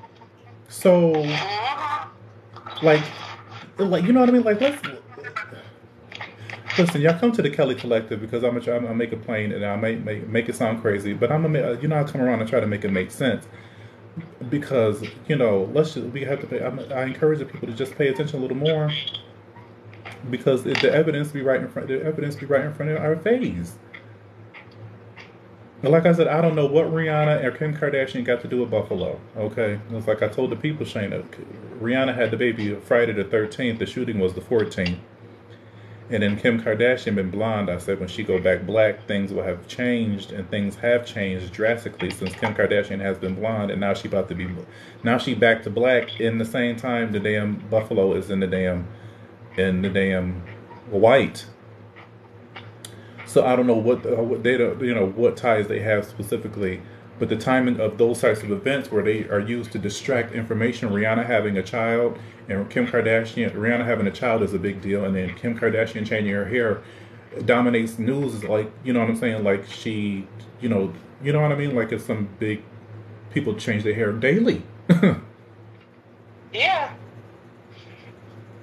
People change their hair daily, but that becomes big news. Just like I watched that interview with Michelle Obama and Angie Martinez and Winnie Harlow and them, and Michelle Obama talked about Angie asked her why she never wore braids or anything like that in the White House, and Michelle was like, she was actually kind of startled by the question. But she came around, she answered it. She said, we had just got in there and, changed my hair every day and la la la la la la la la. But now she wears the braids because I think she's just trying to appeal to the demographic. She's trying to appeal to a younger demographic, but also to the culture as a whole. She said she didn't want the news to be about her braids, but she understood the power that her hair did. She understood the significance of her hair in the media and the way she could manipulate things. She said something along those lines because when she did the bang, she knew that the information would change, or you know what I'm saying, or that would be centered. It would be a distraction to the people. The people would focus on her bang and not probably the policy that Obama was putting into action, that sort of thing. And I say that because I want to talk about the whole interview, but I say that in the lines of what Kim does with her hair. Kim goes back black and she looks absolutely stunning. She goes back black, and it dominates the news for a cycle or two, especially with the fact that she didn't post any pictures until Christmas. You know what I mean about her hair changing. It wasn't like, oh, I changed my hair. I'm changing my hair for the holidays. It's like, boom, here's me. I changed my hair. You know what I mean? That sort of thing. And, people in Buffalo probably could care less. But somebody is, like my friend said, the point of passion is somebody is overwhelmed with Kim changing her hair and neglecting the fact of maybe okay, let me bring this back around. I told y'all about minding your business in your own city. But it's about your point of passion. We care about the hair, not the detriment of people in other towns, which when you care about the detriment of people in other towns, you pay more attention to the things that are immediately in your area, So that whole thing, it's that whole type of, here's this over here, we'll neglect that over there. And if we neglect that over there, we neglect the bigger issue of, okay, so what am I doing for my family so that if something like this were to happen, that we're not stuck out, so that we're more prepared, that we have a full cabinet, or that, you know what I'm saying, I'm teaching the importance of, not because we're in these fucking holidays, that gifts are only supposed to, hey, Matthias Fufa, hey, welcome, that only at this time of the year do my kids know this is the time we give gifts, this is the time we show the most love, this is the time we eat the most food. When you got 365 fucking days to do things like that. And everybody has a special day every year. Everybody got the birthday. And like I said too, thanks to TikTok, we talk about hibernating. Most mammals hibernate. Most mammals go through a period of downtime, whether that's the You know, but lions lay around all day and then only have short bursts of energy. Whales migrate and then they're down. You know what I'm saying? And then elephants do the same thing. Mammals, humans, we go. Matthias, I'm good. How are you? Or did you say, or is that hi? How? I thought HY is how you. I don't know. Either way, welcome. Um, that sort of thing. Humans, we mammals, go. And in the time that most mammals hibernate, the winter season, they put the Christmas and the Thanksgiving and the this and the that and the this and the that. So you got to go to work more. You have to be distracted more. Your focus is mostly on other things other than like you people. I have to do this, that, and the third. Make all these meals, because I'm hosting the thing and I got the family coming and things like that. You know what I'm saying? When it's more so, okay, so what if I'm not doing that? What am I doing for me? Oh, it's Christmas and the kids, and then they got two books of lists here, and then a whole legal notebook pad of gifts and things like that here, and then and then things like that over here. And it's like, okay, well, if I'm not doing all that, what am I doing for me? New Year's, don't get New Year's. Fuck all the holidays going forward. Okay, I've been telling y'all that since I've known y'all. Fuck all the holidays going forward. New Year's is a sham and it's a mess. Everything's a sham and it's a mess. Um, but this is 13 months, and it's January is still in the wintertime. So what? There's nothing new about it because it's all a period of time. You sleep. You Yeah. you sleep. You can't make no. That's what they said. You can't make no New Year's resolution in a winter solstice because everything is low and down. Nothing is active and changing. But that's the mindset. That's the thing, and that's the media, and that's the thing. And the media continues to grow and grab a hold of people. Um, with every news cycle, with every major event, everything like that, people go to their phones and look and see what's going on when they could put their phones down and just make sure that this is good, you know? Because if I don't, because what they said, Yeah. ignorance is bliss. It's no you're better off not knowing. I'm gonna use the Buffalo references. You're better off not knowing what the 33 is a major highway, and Buffalo will take you from Buffalo 33 get you where you need to be. Okay, so um, if you don't know, if you're not like my friend said, if you're not on in the internet to see that the 33 is backed up, cars litter around the place and things like that, it does you no more disservice than if you stay secluded in your home and focus on your things, and then you were to leave and be like, okay, oh wow, you know what I mean? Like, there's really no difference in the shock in the end or the continuous shock of it up until the point where you leave your house. And you could argue, but I'd rather have the shock at the end and be like, okay, sure, there's the expectation, but now I have the expectation and still there's no action. You know what I mean? Like, I have the expectation that it's down, but I'm still in a position to not have any changes.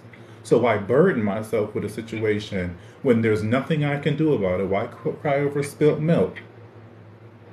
If all I need is what the end game, the end result is, we still backed up. Okay, let me take my ass back in the house, and I'm okay doing that because I've created this space in my house. You know what I mean? That sort of thing. And also too, with the cars being backed up in the thing, the snow melts. Now they are picking these cars up with 2x4s and tractor trailers and whatever they use. I'm not even none of them was the right things that they using to pick these people's cars up. Forklifts and things like that. Pushing these cars. Now my suspension, my tires, my gas tank, my doors, my fucked. And now when we come out of this, not only do I have to put food back in the house because we done ate up everything and bought pizzas, I now have to put this money back towards my car, Cause my suspension, my tires, my window done shattered. You done busted my window. The snow's still blowing, so I got the snow back in the car. I got snow in my car. Messed up my electric. Come on now. And I just seen earlier somebody said that the city is charging people to get their cars back. $1,000 fine. A guy complaining that he paid almost $800 to get his car.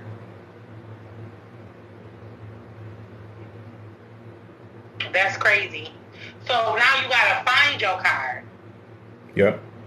The thing is, first you have to find your car because they're taking it to different locations based on where it was parked at. If you watch videos where they are removing cars, they're doing it, to me, I feel like it's careless. They're being removed carelessly. Mm-hmm. But it's almost like there's a medium to all of it, because if they don't remove the cars,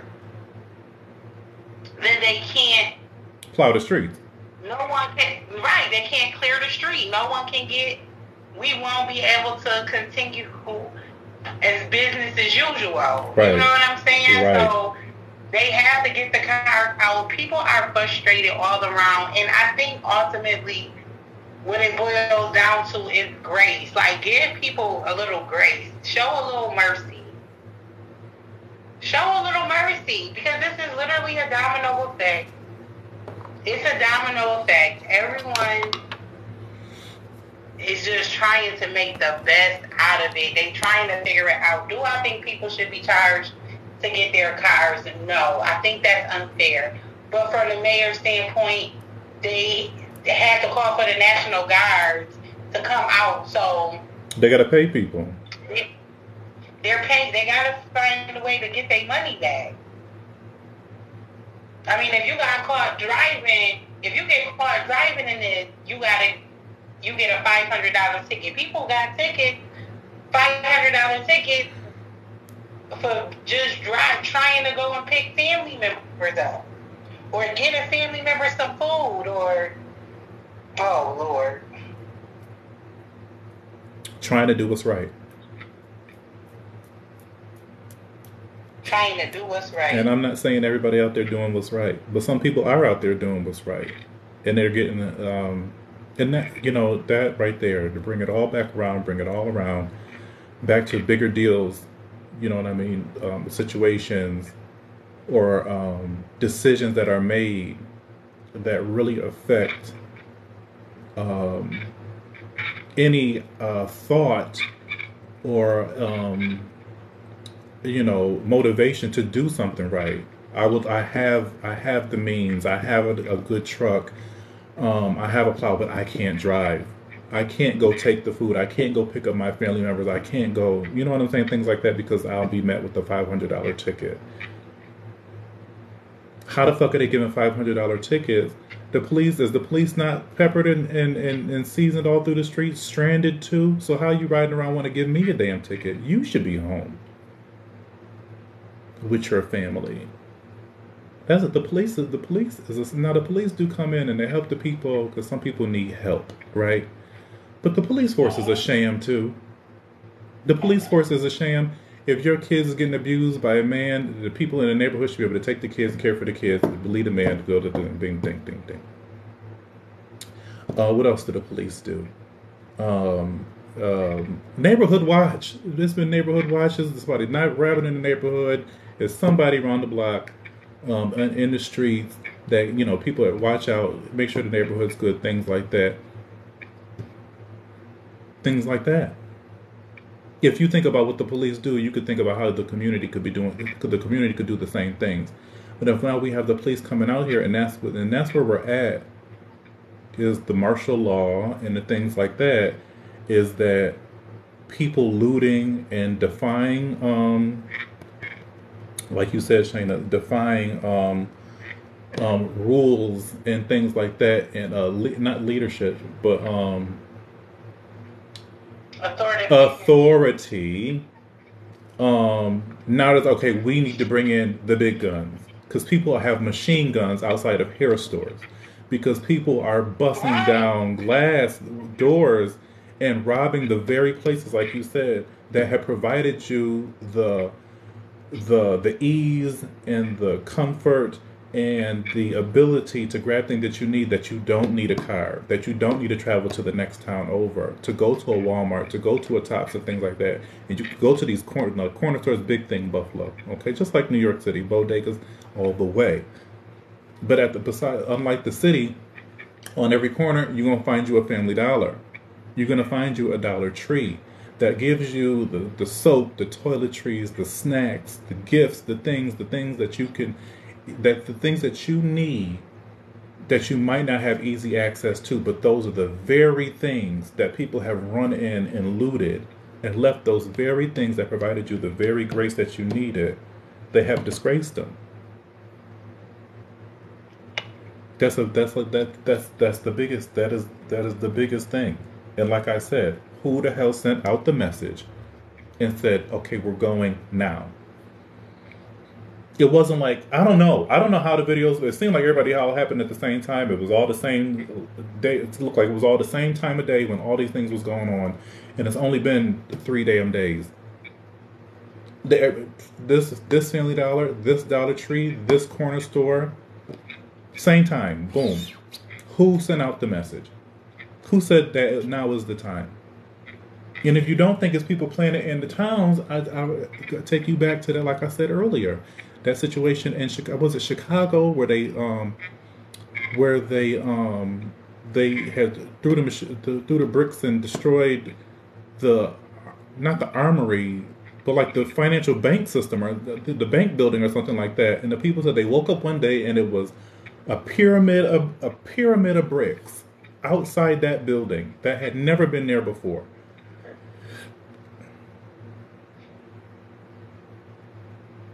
Why the weather is like this, why the people went out and looted all at the same time, we'll probably never get to the bottom of those decisions, because that's your leadership. That's the mayors that you elect. I'll never talk about voting, because you do not get who you vote. You do not get who you voted for. And even if you might get who you voted for, then you might lack out on the funding. And now you're stuck with nothing. And you do with that whatever you do with that. But voting is a sham.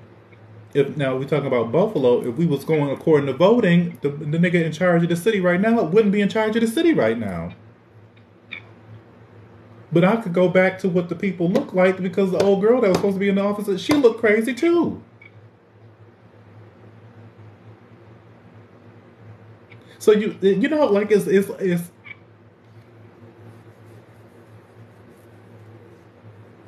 she looked crazy too.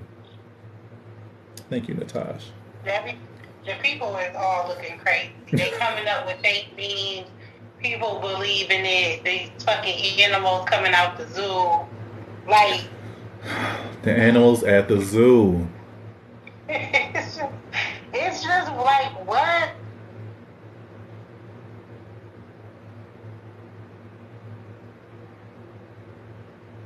And if Buffalo becomes, you know, the example, there always has to be a city to set the example. Do you think that they don't know their appearance matters, no stylist? And that's, you know, and that's the thing. It's like Byron. Listen, if Kim Kardashian lead a house every day, because it's not even about, it is about the, you know, you need to stylist. Somebody has the idea, you employ somebody to put the idea into action, right? Kim lead a house, even Beyonce, everybody, they all, Cardi B, all of them lead a house. Look in the mirror, this is like this, the wig is styled like that, my makeup is supposed to look like this, it complements the outfit that somebody picked out like this, it goes with the shoes, and so the ding, the ding, the ding, the ding, the ding, the ding, the ding. So that when you take my picture, granted it's photoshopped, okay? So that when you take my picture, my image is upheld. I leave effectively styled, and maybe not overly styled, because you don't have to do, sometimes you don't have to do too much. You know what I'm saying? You get your good wig, you got your lashes, you got your brows, you got your outfit on. A guy put on a nice tracksuit, nice sneakers, get a haircut, whatever the case may be. Back to black men getting haircuts. but I put a bookmark in black men getting haircuts in media, but that sort of thing. You know what I mean? As a public figure, your image, you have to have somebody because if you don't keep up with your image, how are you keeping up with my city? And at the very least, put you on a good, nice suit. Because those are things you should have on your way working up to you want to control something. I'm not saying the mayor and the mayor should look. I'm not saying Byron should look like Morris Chestnut. I'm not saying that, and I'm not saying that the governor should look like Kim Kardashian. But what I'm saying is that when you go to represent the city or the town or the state that you represent, you should represent. That's right. Because that becomes a joke. That poor Chicago mayor, the little. That's what we are taught. No, that's what we are taught in general, and unfortunately, we have black people in office, and it weighs heavily on colored people. Yeah. Called colored. 100%. It weighs heavily on us than it would anyone else because we are held to a different standard. We are held to a different standard, but it's real. So, and that's the thing. We held to the different standard. That we have to outshine the standard then, and it don't take much. Let me tell you, mayor get his hair cut for free. Go to the right barber shop to buy a decent barber. The female mayor gonna get her hair done for nothing because they want the representation. Just like on what you call it on I don't know how much they charged her. I don't even know, but this is the thing. But she needed her hair done. Adele Givens needed her hair done. She ran up in Gina's salon because she needed her hair done. Gina probably didn't even charge her. She shouted her out on the thing. You know what I'm saying? Now we be getting back we supporting black business, and now we're putting money back into the city and we're supporting our own. But no, we got the Stacey Abrams looking crazy. We got the lady with from Chicago, the little studly mayor. She looked crazy. Byron Brown up on the thing looking crazy. As black people, when Kathy Hochul, she throw on her suits, she get her little whatever her hair, she look all right. Even damn camel color Cam, get her. She I don't know if it's a silk press. She just get a wrap or whatever the case may be. She probably put the rollers in and she flat iron it out. Put on the suit and do the. Who else is going on? I don't know. But even still, now the conversation we having right now is black politicians. And then you get the Herschel Walkers and things like that, and there's so much shit behind them. But everybody got shit with them. But it become the people it become the damn the politicians, the POC politicians, or POC politicians of color that don't have to that have these looks, shifty images, and shit go on. Because what Atlanta. Chicago. Is she from Chicago, y'all? The little studly looking one with the eyes. And then you get Buffalo. Is she from Chicago, y'all? The little studly looking one with the eyes. And then you get Buffalo. Oh, it's a bunch of shit going on in all three of these cities. So you call POC politicians of color, which is also POC, which also stands for point of contingency. Point of contingency. Come on now. Come on, somebody. Come on, somebody. See, this is why they don't get us on the line together because we're going to break some shit down. I tell the people that all the time. It always comes back around. I say that all the time. I said, I don't think we talk in circles on live. We go off on a tangent and we address a lot of things. But things always come back together and they always tie in, regardless of what I'm talking about. And that right there I don't think that's anything to overlook. That right there ain't nothing to overlook. Even that label alone, the people, POC, people of color. Now, politicians of color I just came up with, but even POC, people of color with a point of contingency.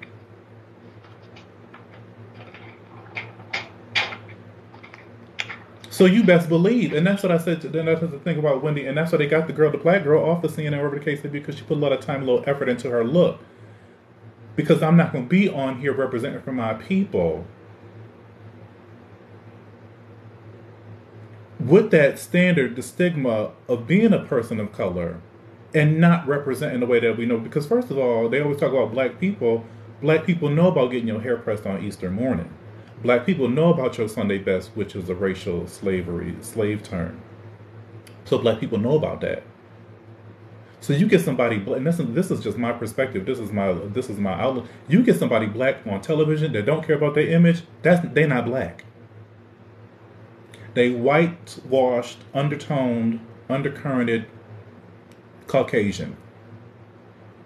Cause you're not putting no black sister. Who did I say that about before?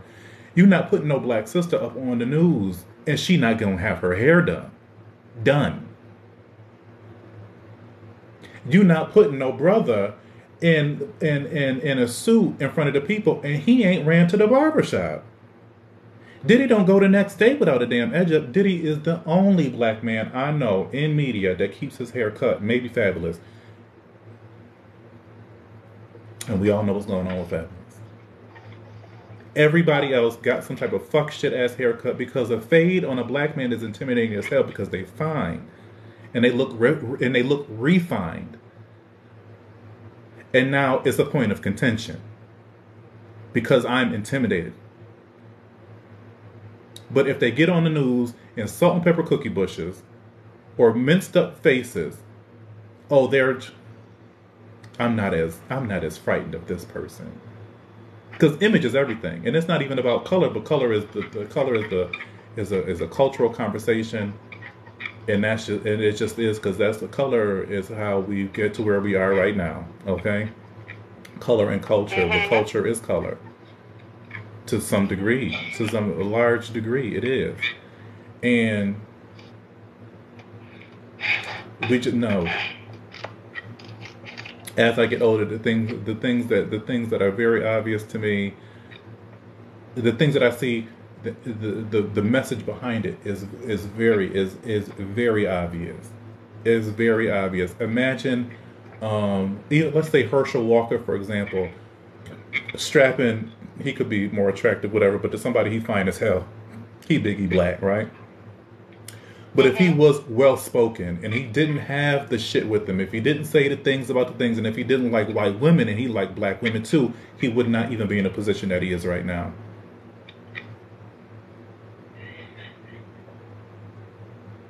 No. Byron's wife got to be white because all them kids is light and he black as my shirt. They only got one kid. 2 sons, right? I didn't know about the other son. I only know about little Byron. That's all I know. I thought he was their only kid. I don't know about the other one. See, now that's the thing too. And that's probably why Lord Jesus today. But I'm trying to think of, like, who put Byron there. Like, who was like, oh, let's get him in office. He gonna have our back. He gonna, like, who did that? He's gonna sign off on the things. Shayna, it goes, the pagulas and all that stuff, that's all those things. That's the thing about politicians. Shayna, it goes, the pagulas and all that stuff, that's all those things. That's the thing about politicians. The politicians very rarely, I'm not going to say never, but I would say never. I don't like to use that N-word. But very rarely consider the constituents. It's all for success. Back to that point. It's all about success. And when they go to school, when they get into that political realm, you start to mix and mingle and jingle and beat with people of that world. There you go. And that's why, there we go. There you go. And that's why you got to be careful. And here we go also. When people say you can't take everybody with you. Mm-hmm. Everybody can't come with you. People taking the wrong motherfuckers with them, and then now we got to pay for your ties. Because you could choose. People taking the wrong motherfuckers with them, and then now we got to pay for your ties.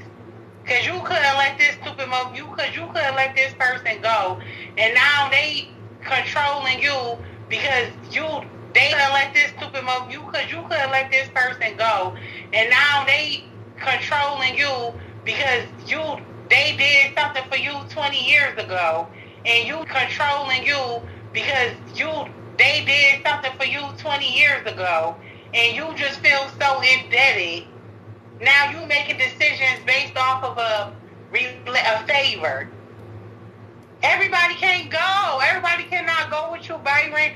Listen, Buffalo suffers a whole bunch because the people that Byron decided to take with him. Somebody don't hear me, though. I need the people on the back row to hear me. No, seriously. Everybody can't go with you.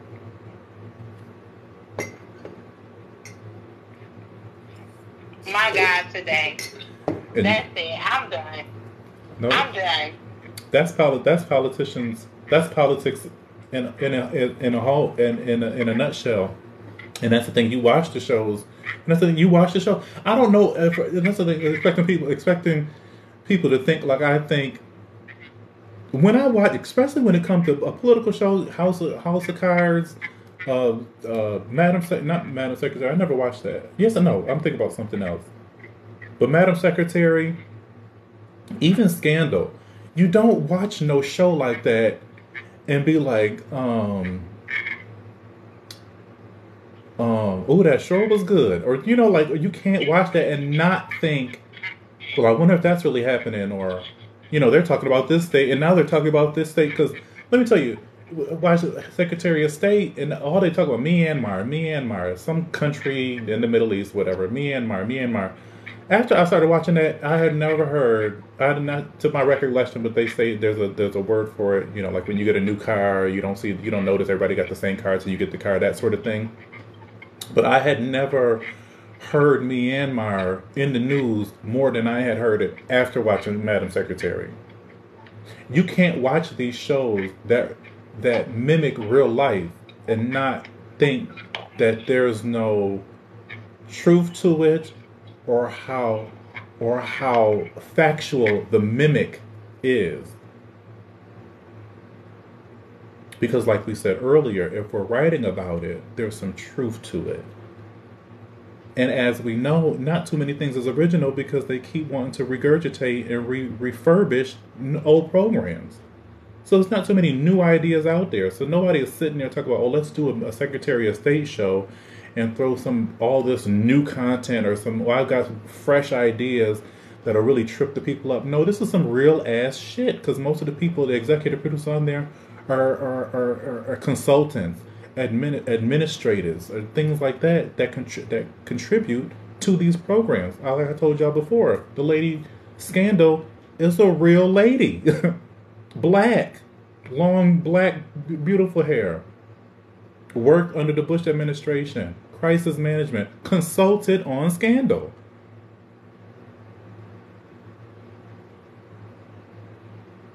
The Crown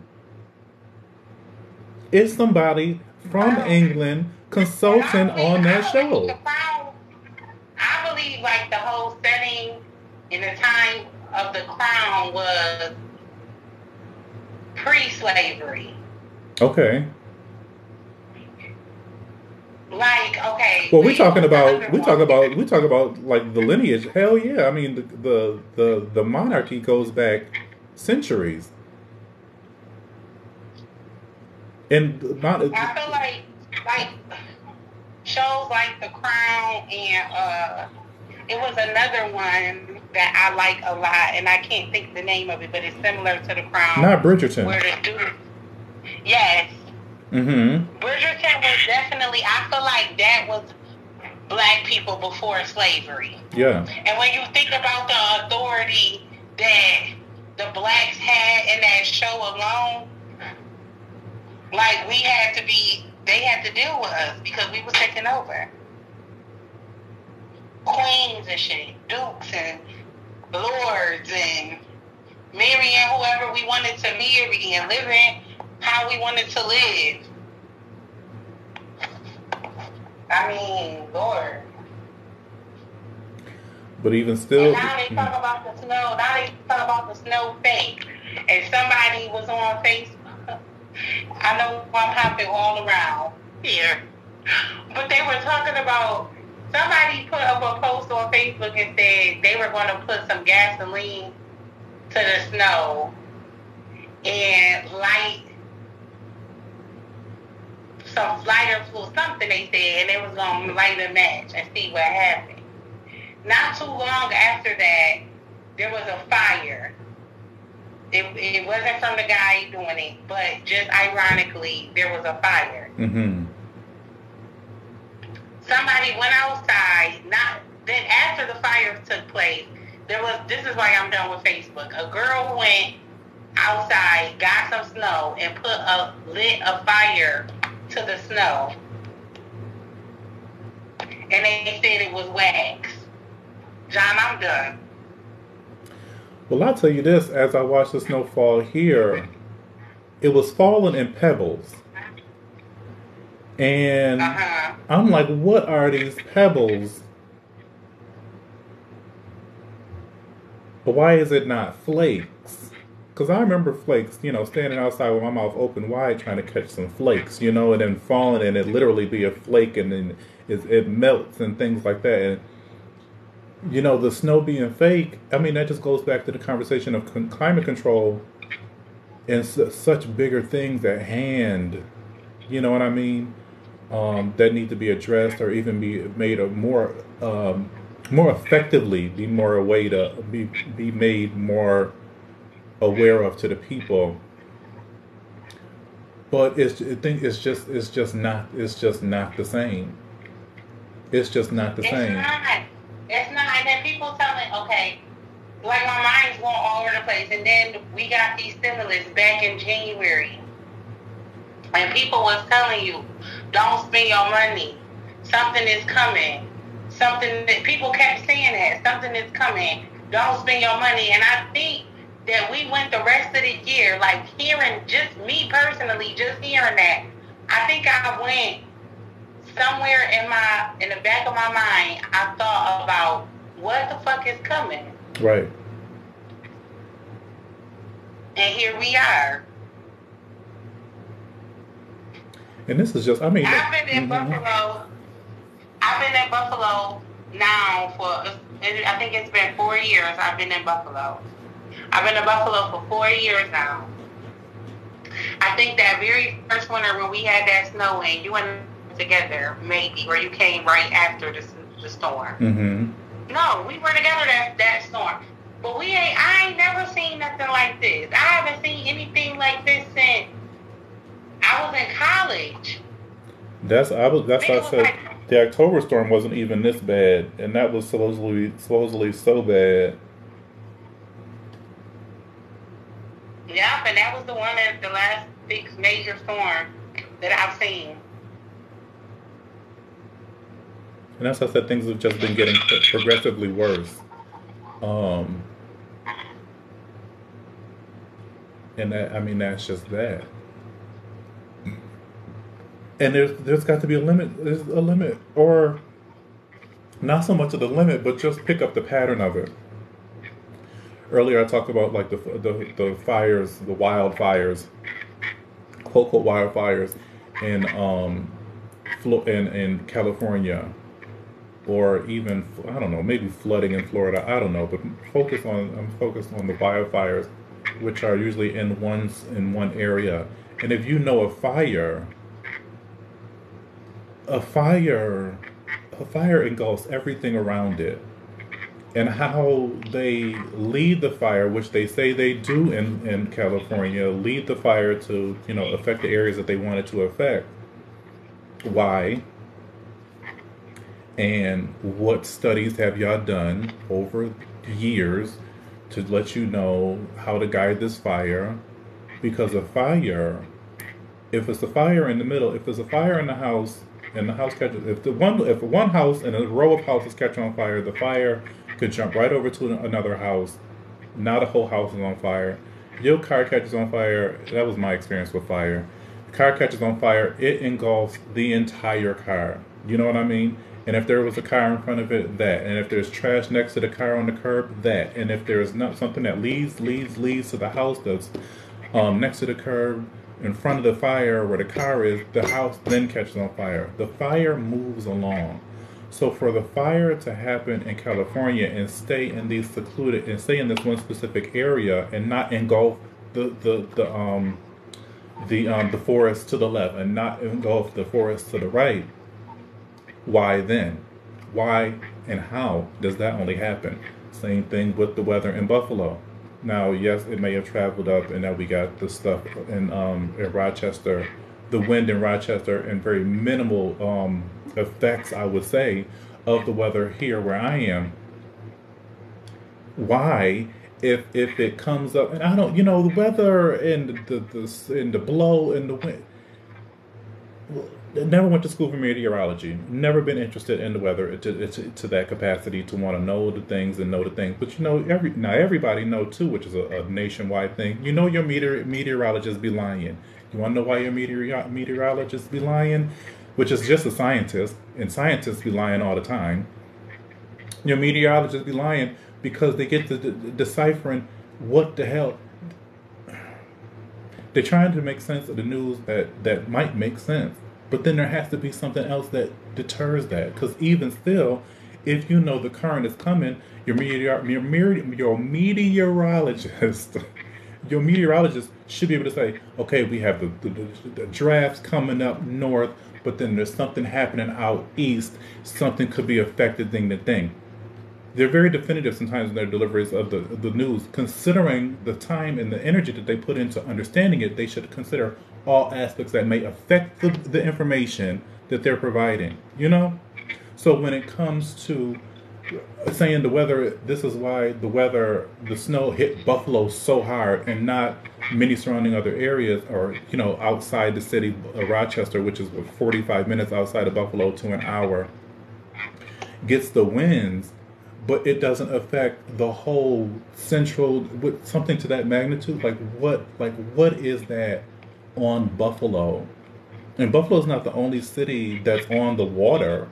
And like my friend said, the dam to hit the inner city, which is outside of the water. So now we can't even use the water as a, you know what I mean?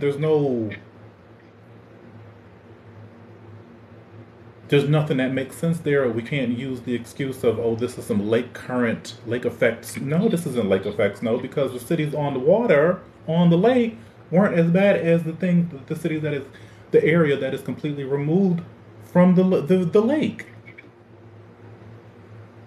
Or what the clouds, and this is like, I do not know everything. I don't know nothing. But things make sense, and some things make sense, and some things don't.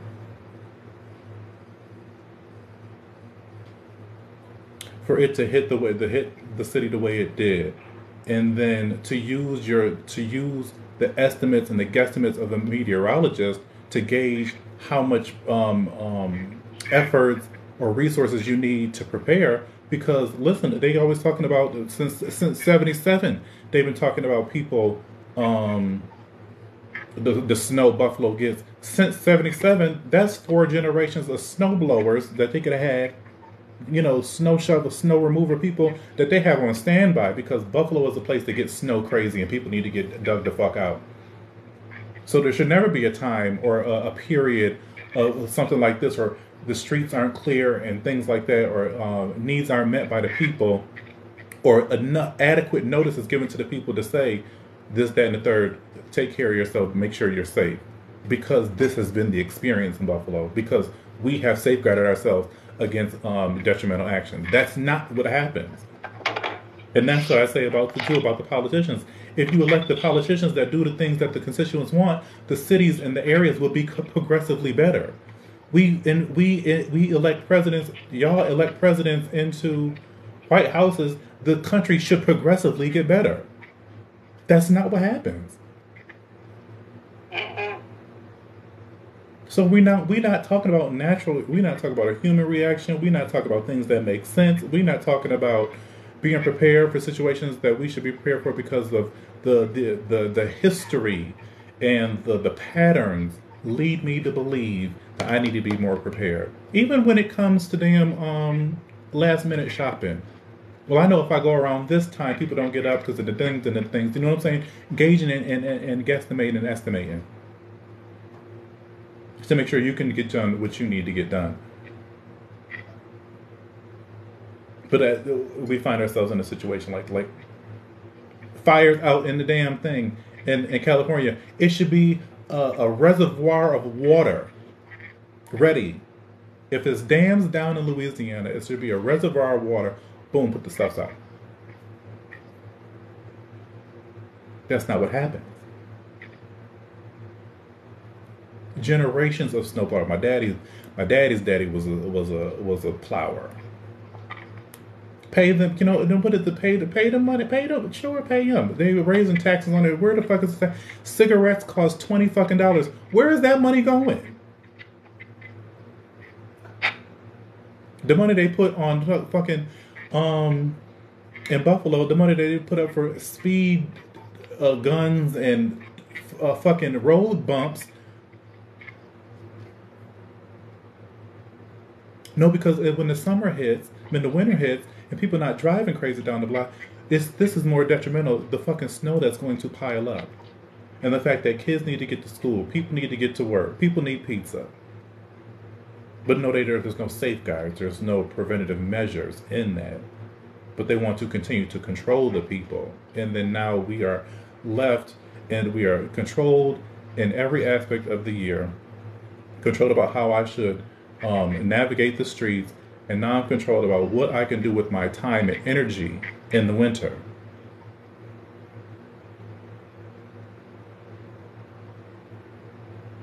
And that's just in Buffalo. I don't know what other people. I don't know what happens. I don't live in other towns. I don't live in Buffalo. But I'm familiar. And I'm not that far. And like I said too, with the people that are driving in the winter, let me tell you, you from Buffalo, you know how to. I'm not. Everybody don't drive the same, okay? But if you're from Buffalo, you know how to navigate the snow. You know how to get up in your driveway. You know how to help your neighbor out the parking spot. You know how to do these things because that's the experience. So driving to the store in a blizzard is not uncommon. I know how to get along. I know what to do. But if the news is not accurate, and if there is no reference, because that's the thing too, that's what I'm saying about sometimes things are too sensitive. If they would have said to the people, we're expecting snow worse than October storm, motherfuckers would not have left at all. I don't know if that's what they said. I don't know if they did. But we're expecting conditions combined with the blizzard of 77, which are significant weather anomalies in Buffalo, blizzard 77 and the October storm of 2008, 2006 together, there wouldn't be as many cars in the streets and the roads and the things. It wouldn't be people, because I ain't never heard nobody being locked up in the damn Walmart house. Never. And it goes back to, do you have the people having respect for Byron? Because if they respected you, sir, they wouldn't have went out like that. Byron be like, don't go. They be like, I'm just gonna run to the store real quick. He's a fool. He look crazy. He ain't done nothing thus far.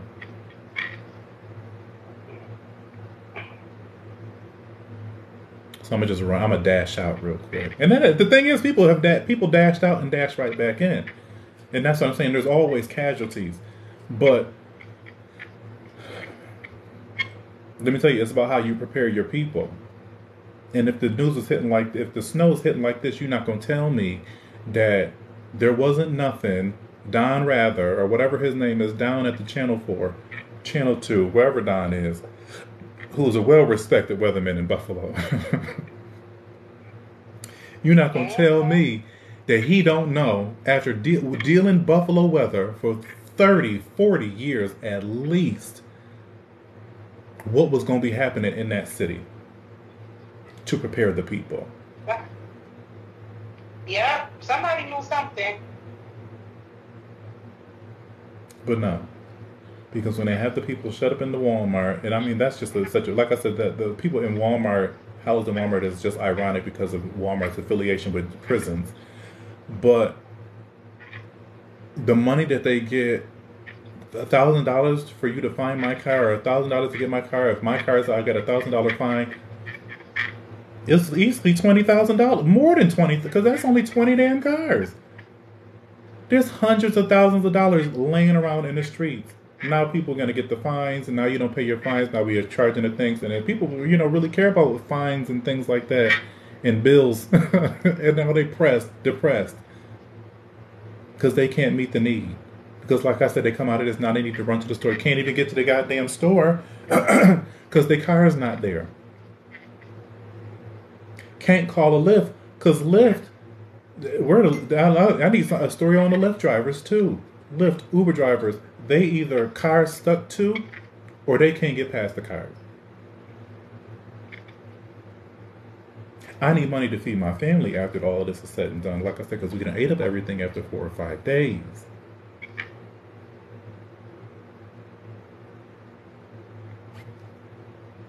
There was no notice, no help, no regard for the human experience in our city. Yeah. None of the Walmarts don't know. Walmarts are not in residential areas. A Walmart ain't up the street. Not one Walmart up the street from nobody's house. Unless you went on Lawson Road. Shana, not lost. Unless you on Lawson Road. But like you said, that's not the inner city, and those ain't the areas that got it bad. So they got the convenience. Yeah, because Walmart on Walden is not up the street from nobody. I don't care if you live on Walden. It's not up the street. That's a fact. It's not in the walking distance. At all. No, not at all. It's not whatsoever. It's not close. But it's our one-stop shop. It's our only one-stop shop. We had one closer into, we had a Walmart that was closer, but I think some shit like this happened before where it was a storm and motherfuckers did Walmart dirty. And they pushed our ass back. I can't really remember. My memory don't serve me too well right now, but we getting ready to have a family prayer on on Facebook. Well, the prayer is what it is. But just even, just being, just the good vibrations. Let me tell you, that's the thing about it. It's just, for anything to change, I'm not saying prayer don't change things. I think just the spirit alone, the energy alone. But it would take everybody to make a change.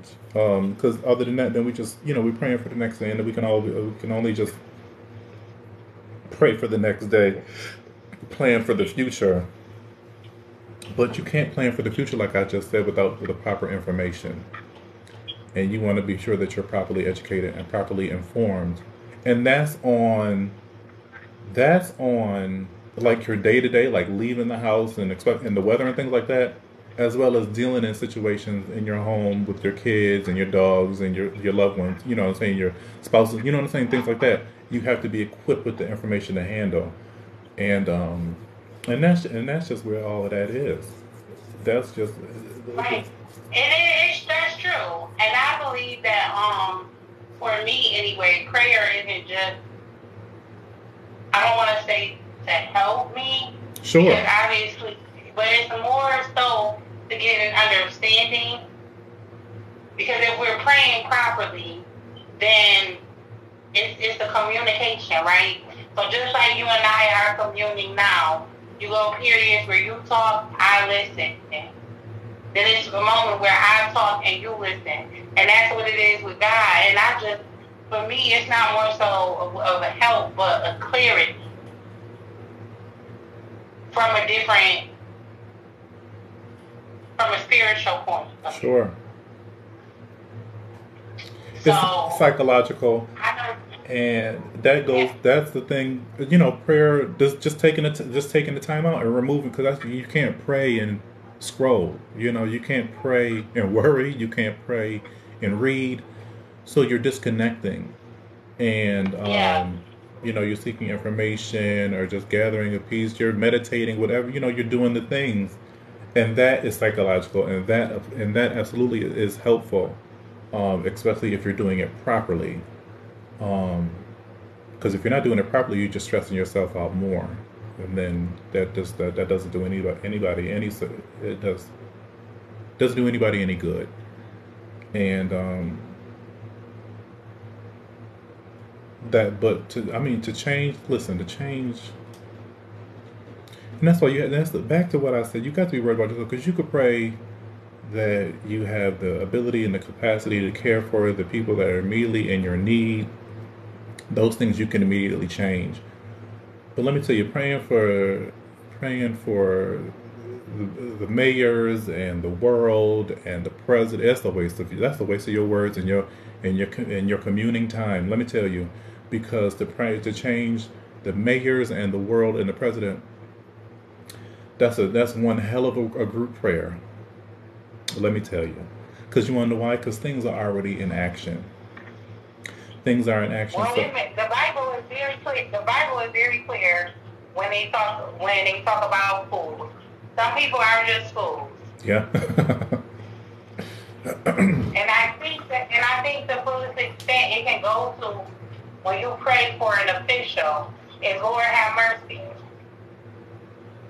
Right? You pray that they have enough strength to keep you from being involved with what I just said, the people and the things that they chose to bring with them. But outside of that, Lord, have mercy on them. Just have mercy on them. Because He knows what they're doing. He know better than we both know. And that's what I'm saying. That's I don't know if the Lord, I don't know if mercy would be. And that's the thing. It's nice to be merciful, but I feel like that'd just be a little bit too much grace. And that goes back in the conversations I've had on here with Wendy Williams. People say, everything that she's going through right now is her. Oh, it's her karma. It's her karma. I'd be like, it is people out here who are doing worse things on a consistent basis than what the fuck Wendy do for 5 hours out of her damn week. You know what I mean? So karma, everybody don't have a proper idea of karma, and everybody don't deserve grace. So, but I understand the prayer of, if I'm gonna pray for somebody who's ahead of me,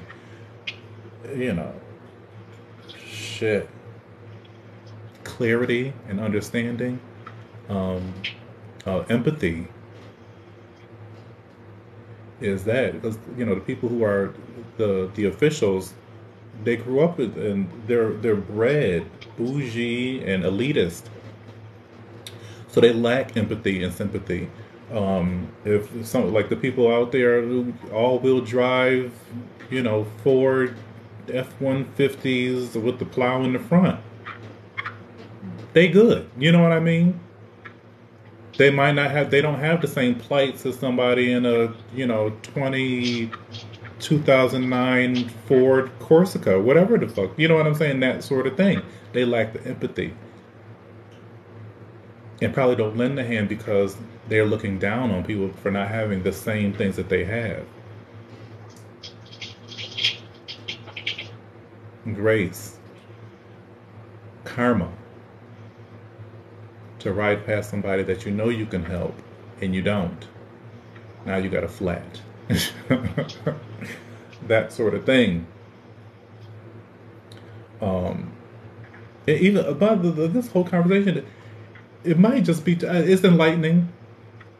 But the work, I think, is a lot greater. But everything, like I said too, you don't become a doctor easily. You don't become a politician easily. You don't sit at the Supreme Court. You don't get into the White House easily. You may have some easy moments. You might have, a little push along. But there is something that goes with everything, and I think that's the human experience, is that there's always a period or the experience of dread and hardship and things like that, sacrifice. You know, that's all. Those are the Yeah. things, and then whatever your end game is, you think that there's some type of dissociation, but there really isn't. Um, so as I come back around, praying for people to have, um, um, did you say pray for the people to have grace?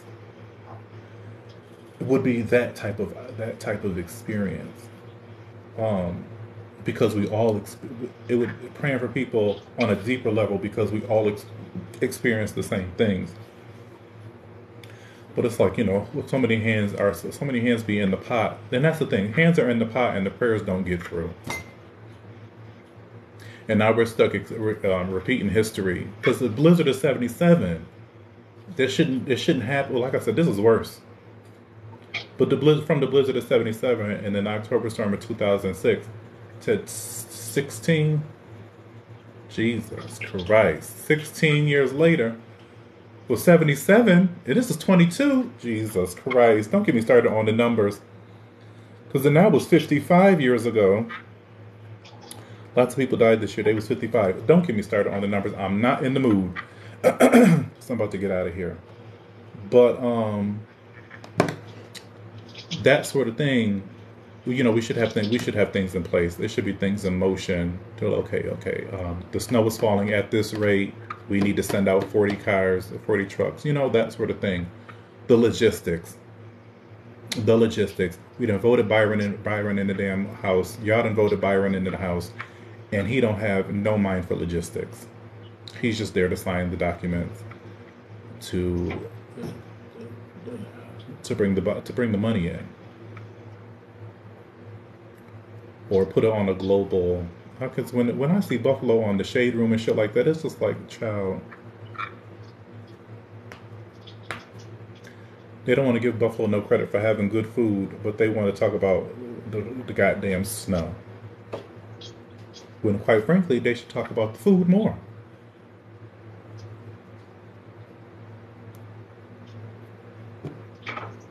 And that's I it. mean, Buffalo done been through it from May to December.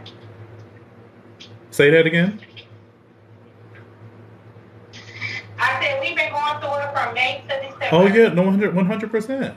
6 months. 6 months. And then when was that shooting or that alleged shooting or whatever that skerfuffle was at McKinley? Was that this year or was that last year? That was this year. That was this year.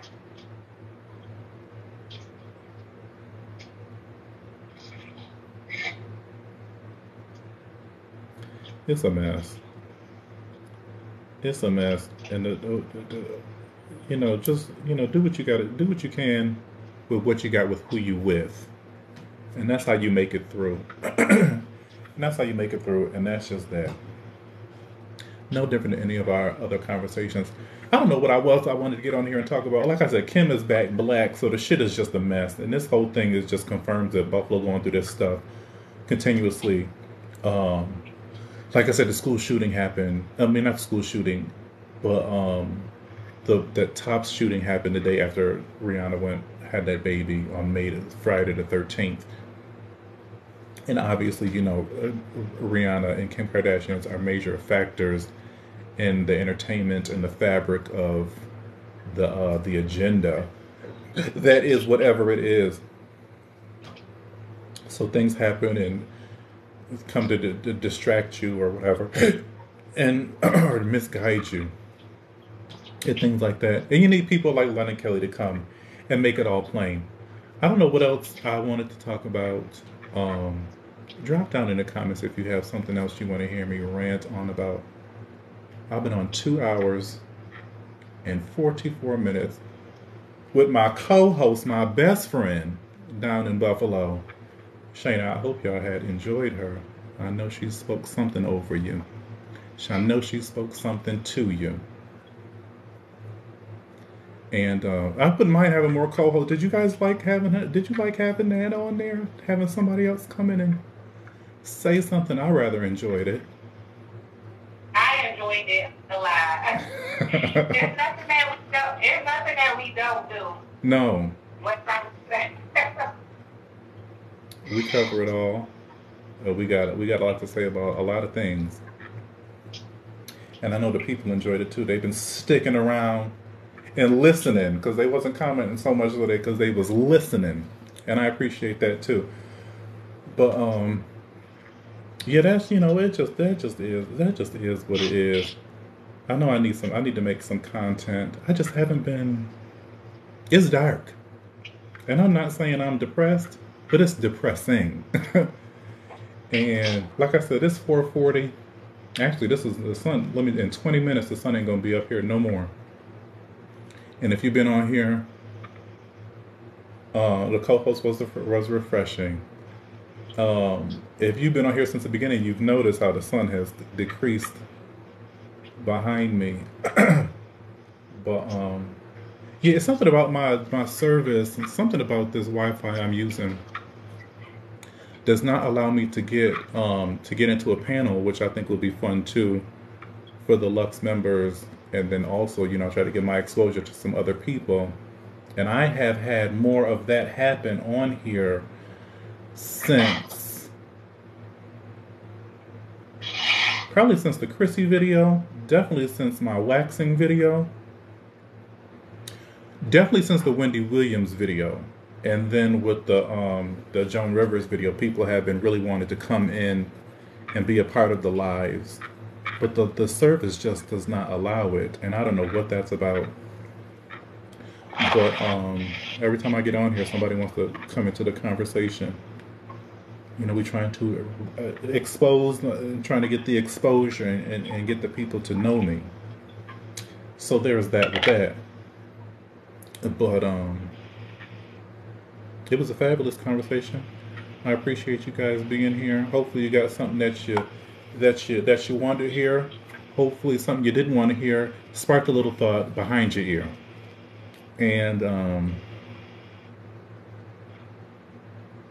not a new video on YouTube for Chrissy and Jimmy. Some guy told me, I just seen a comment, he said, leave Chrissy out of your mess.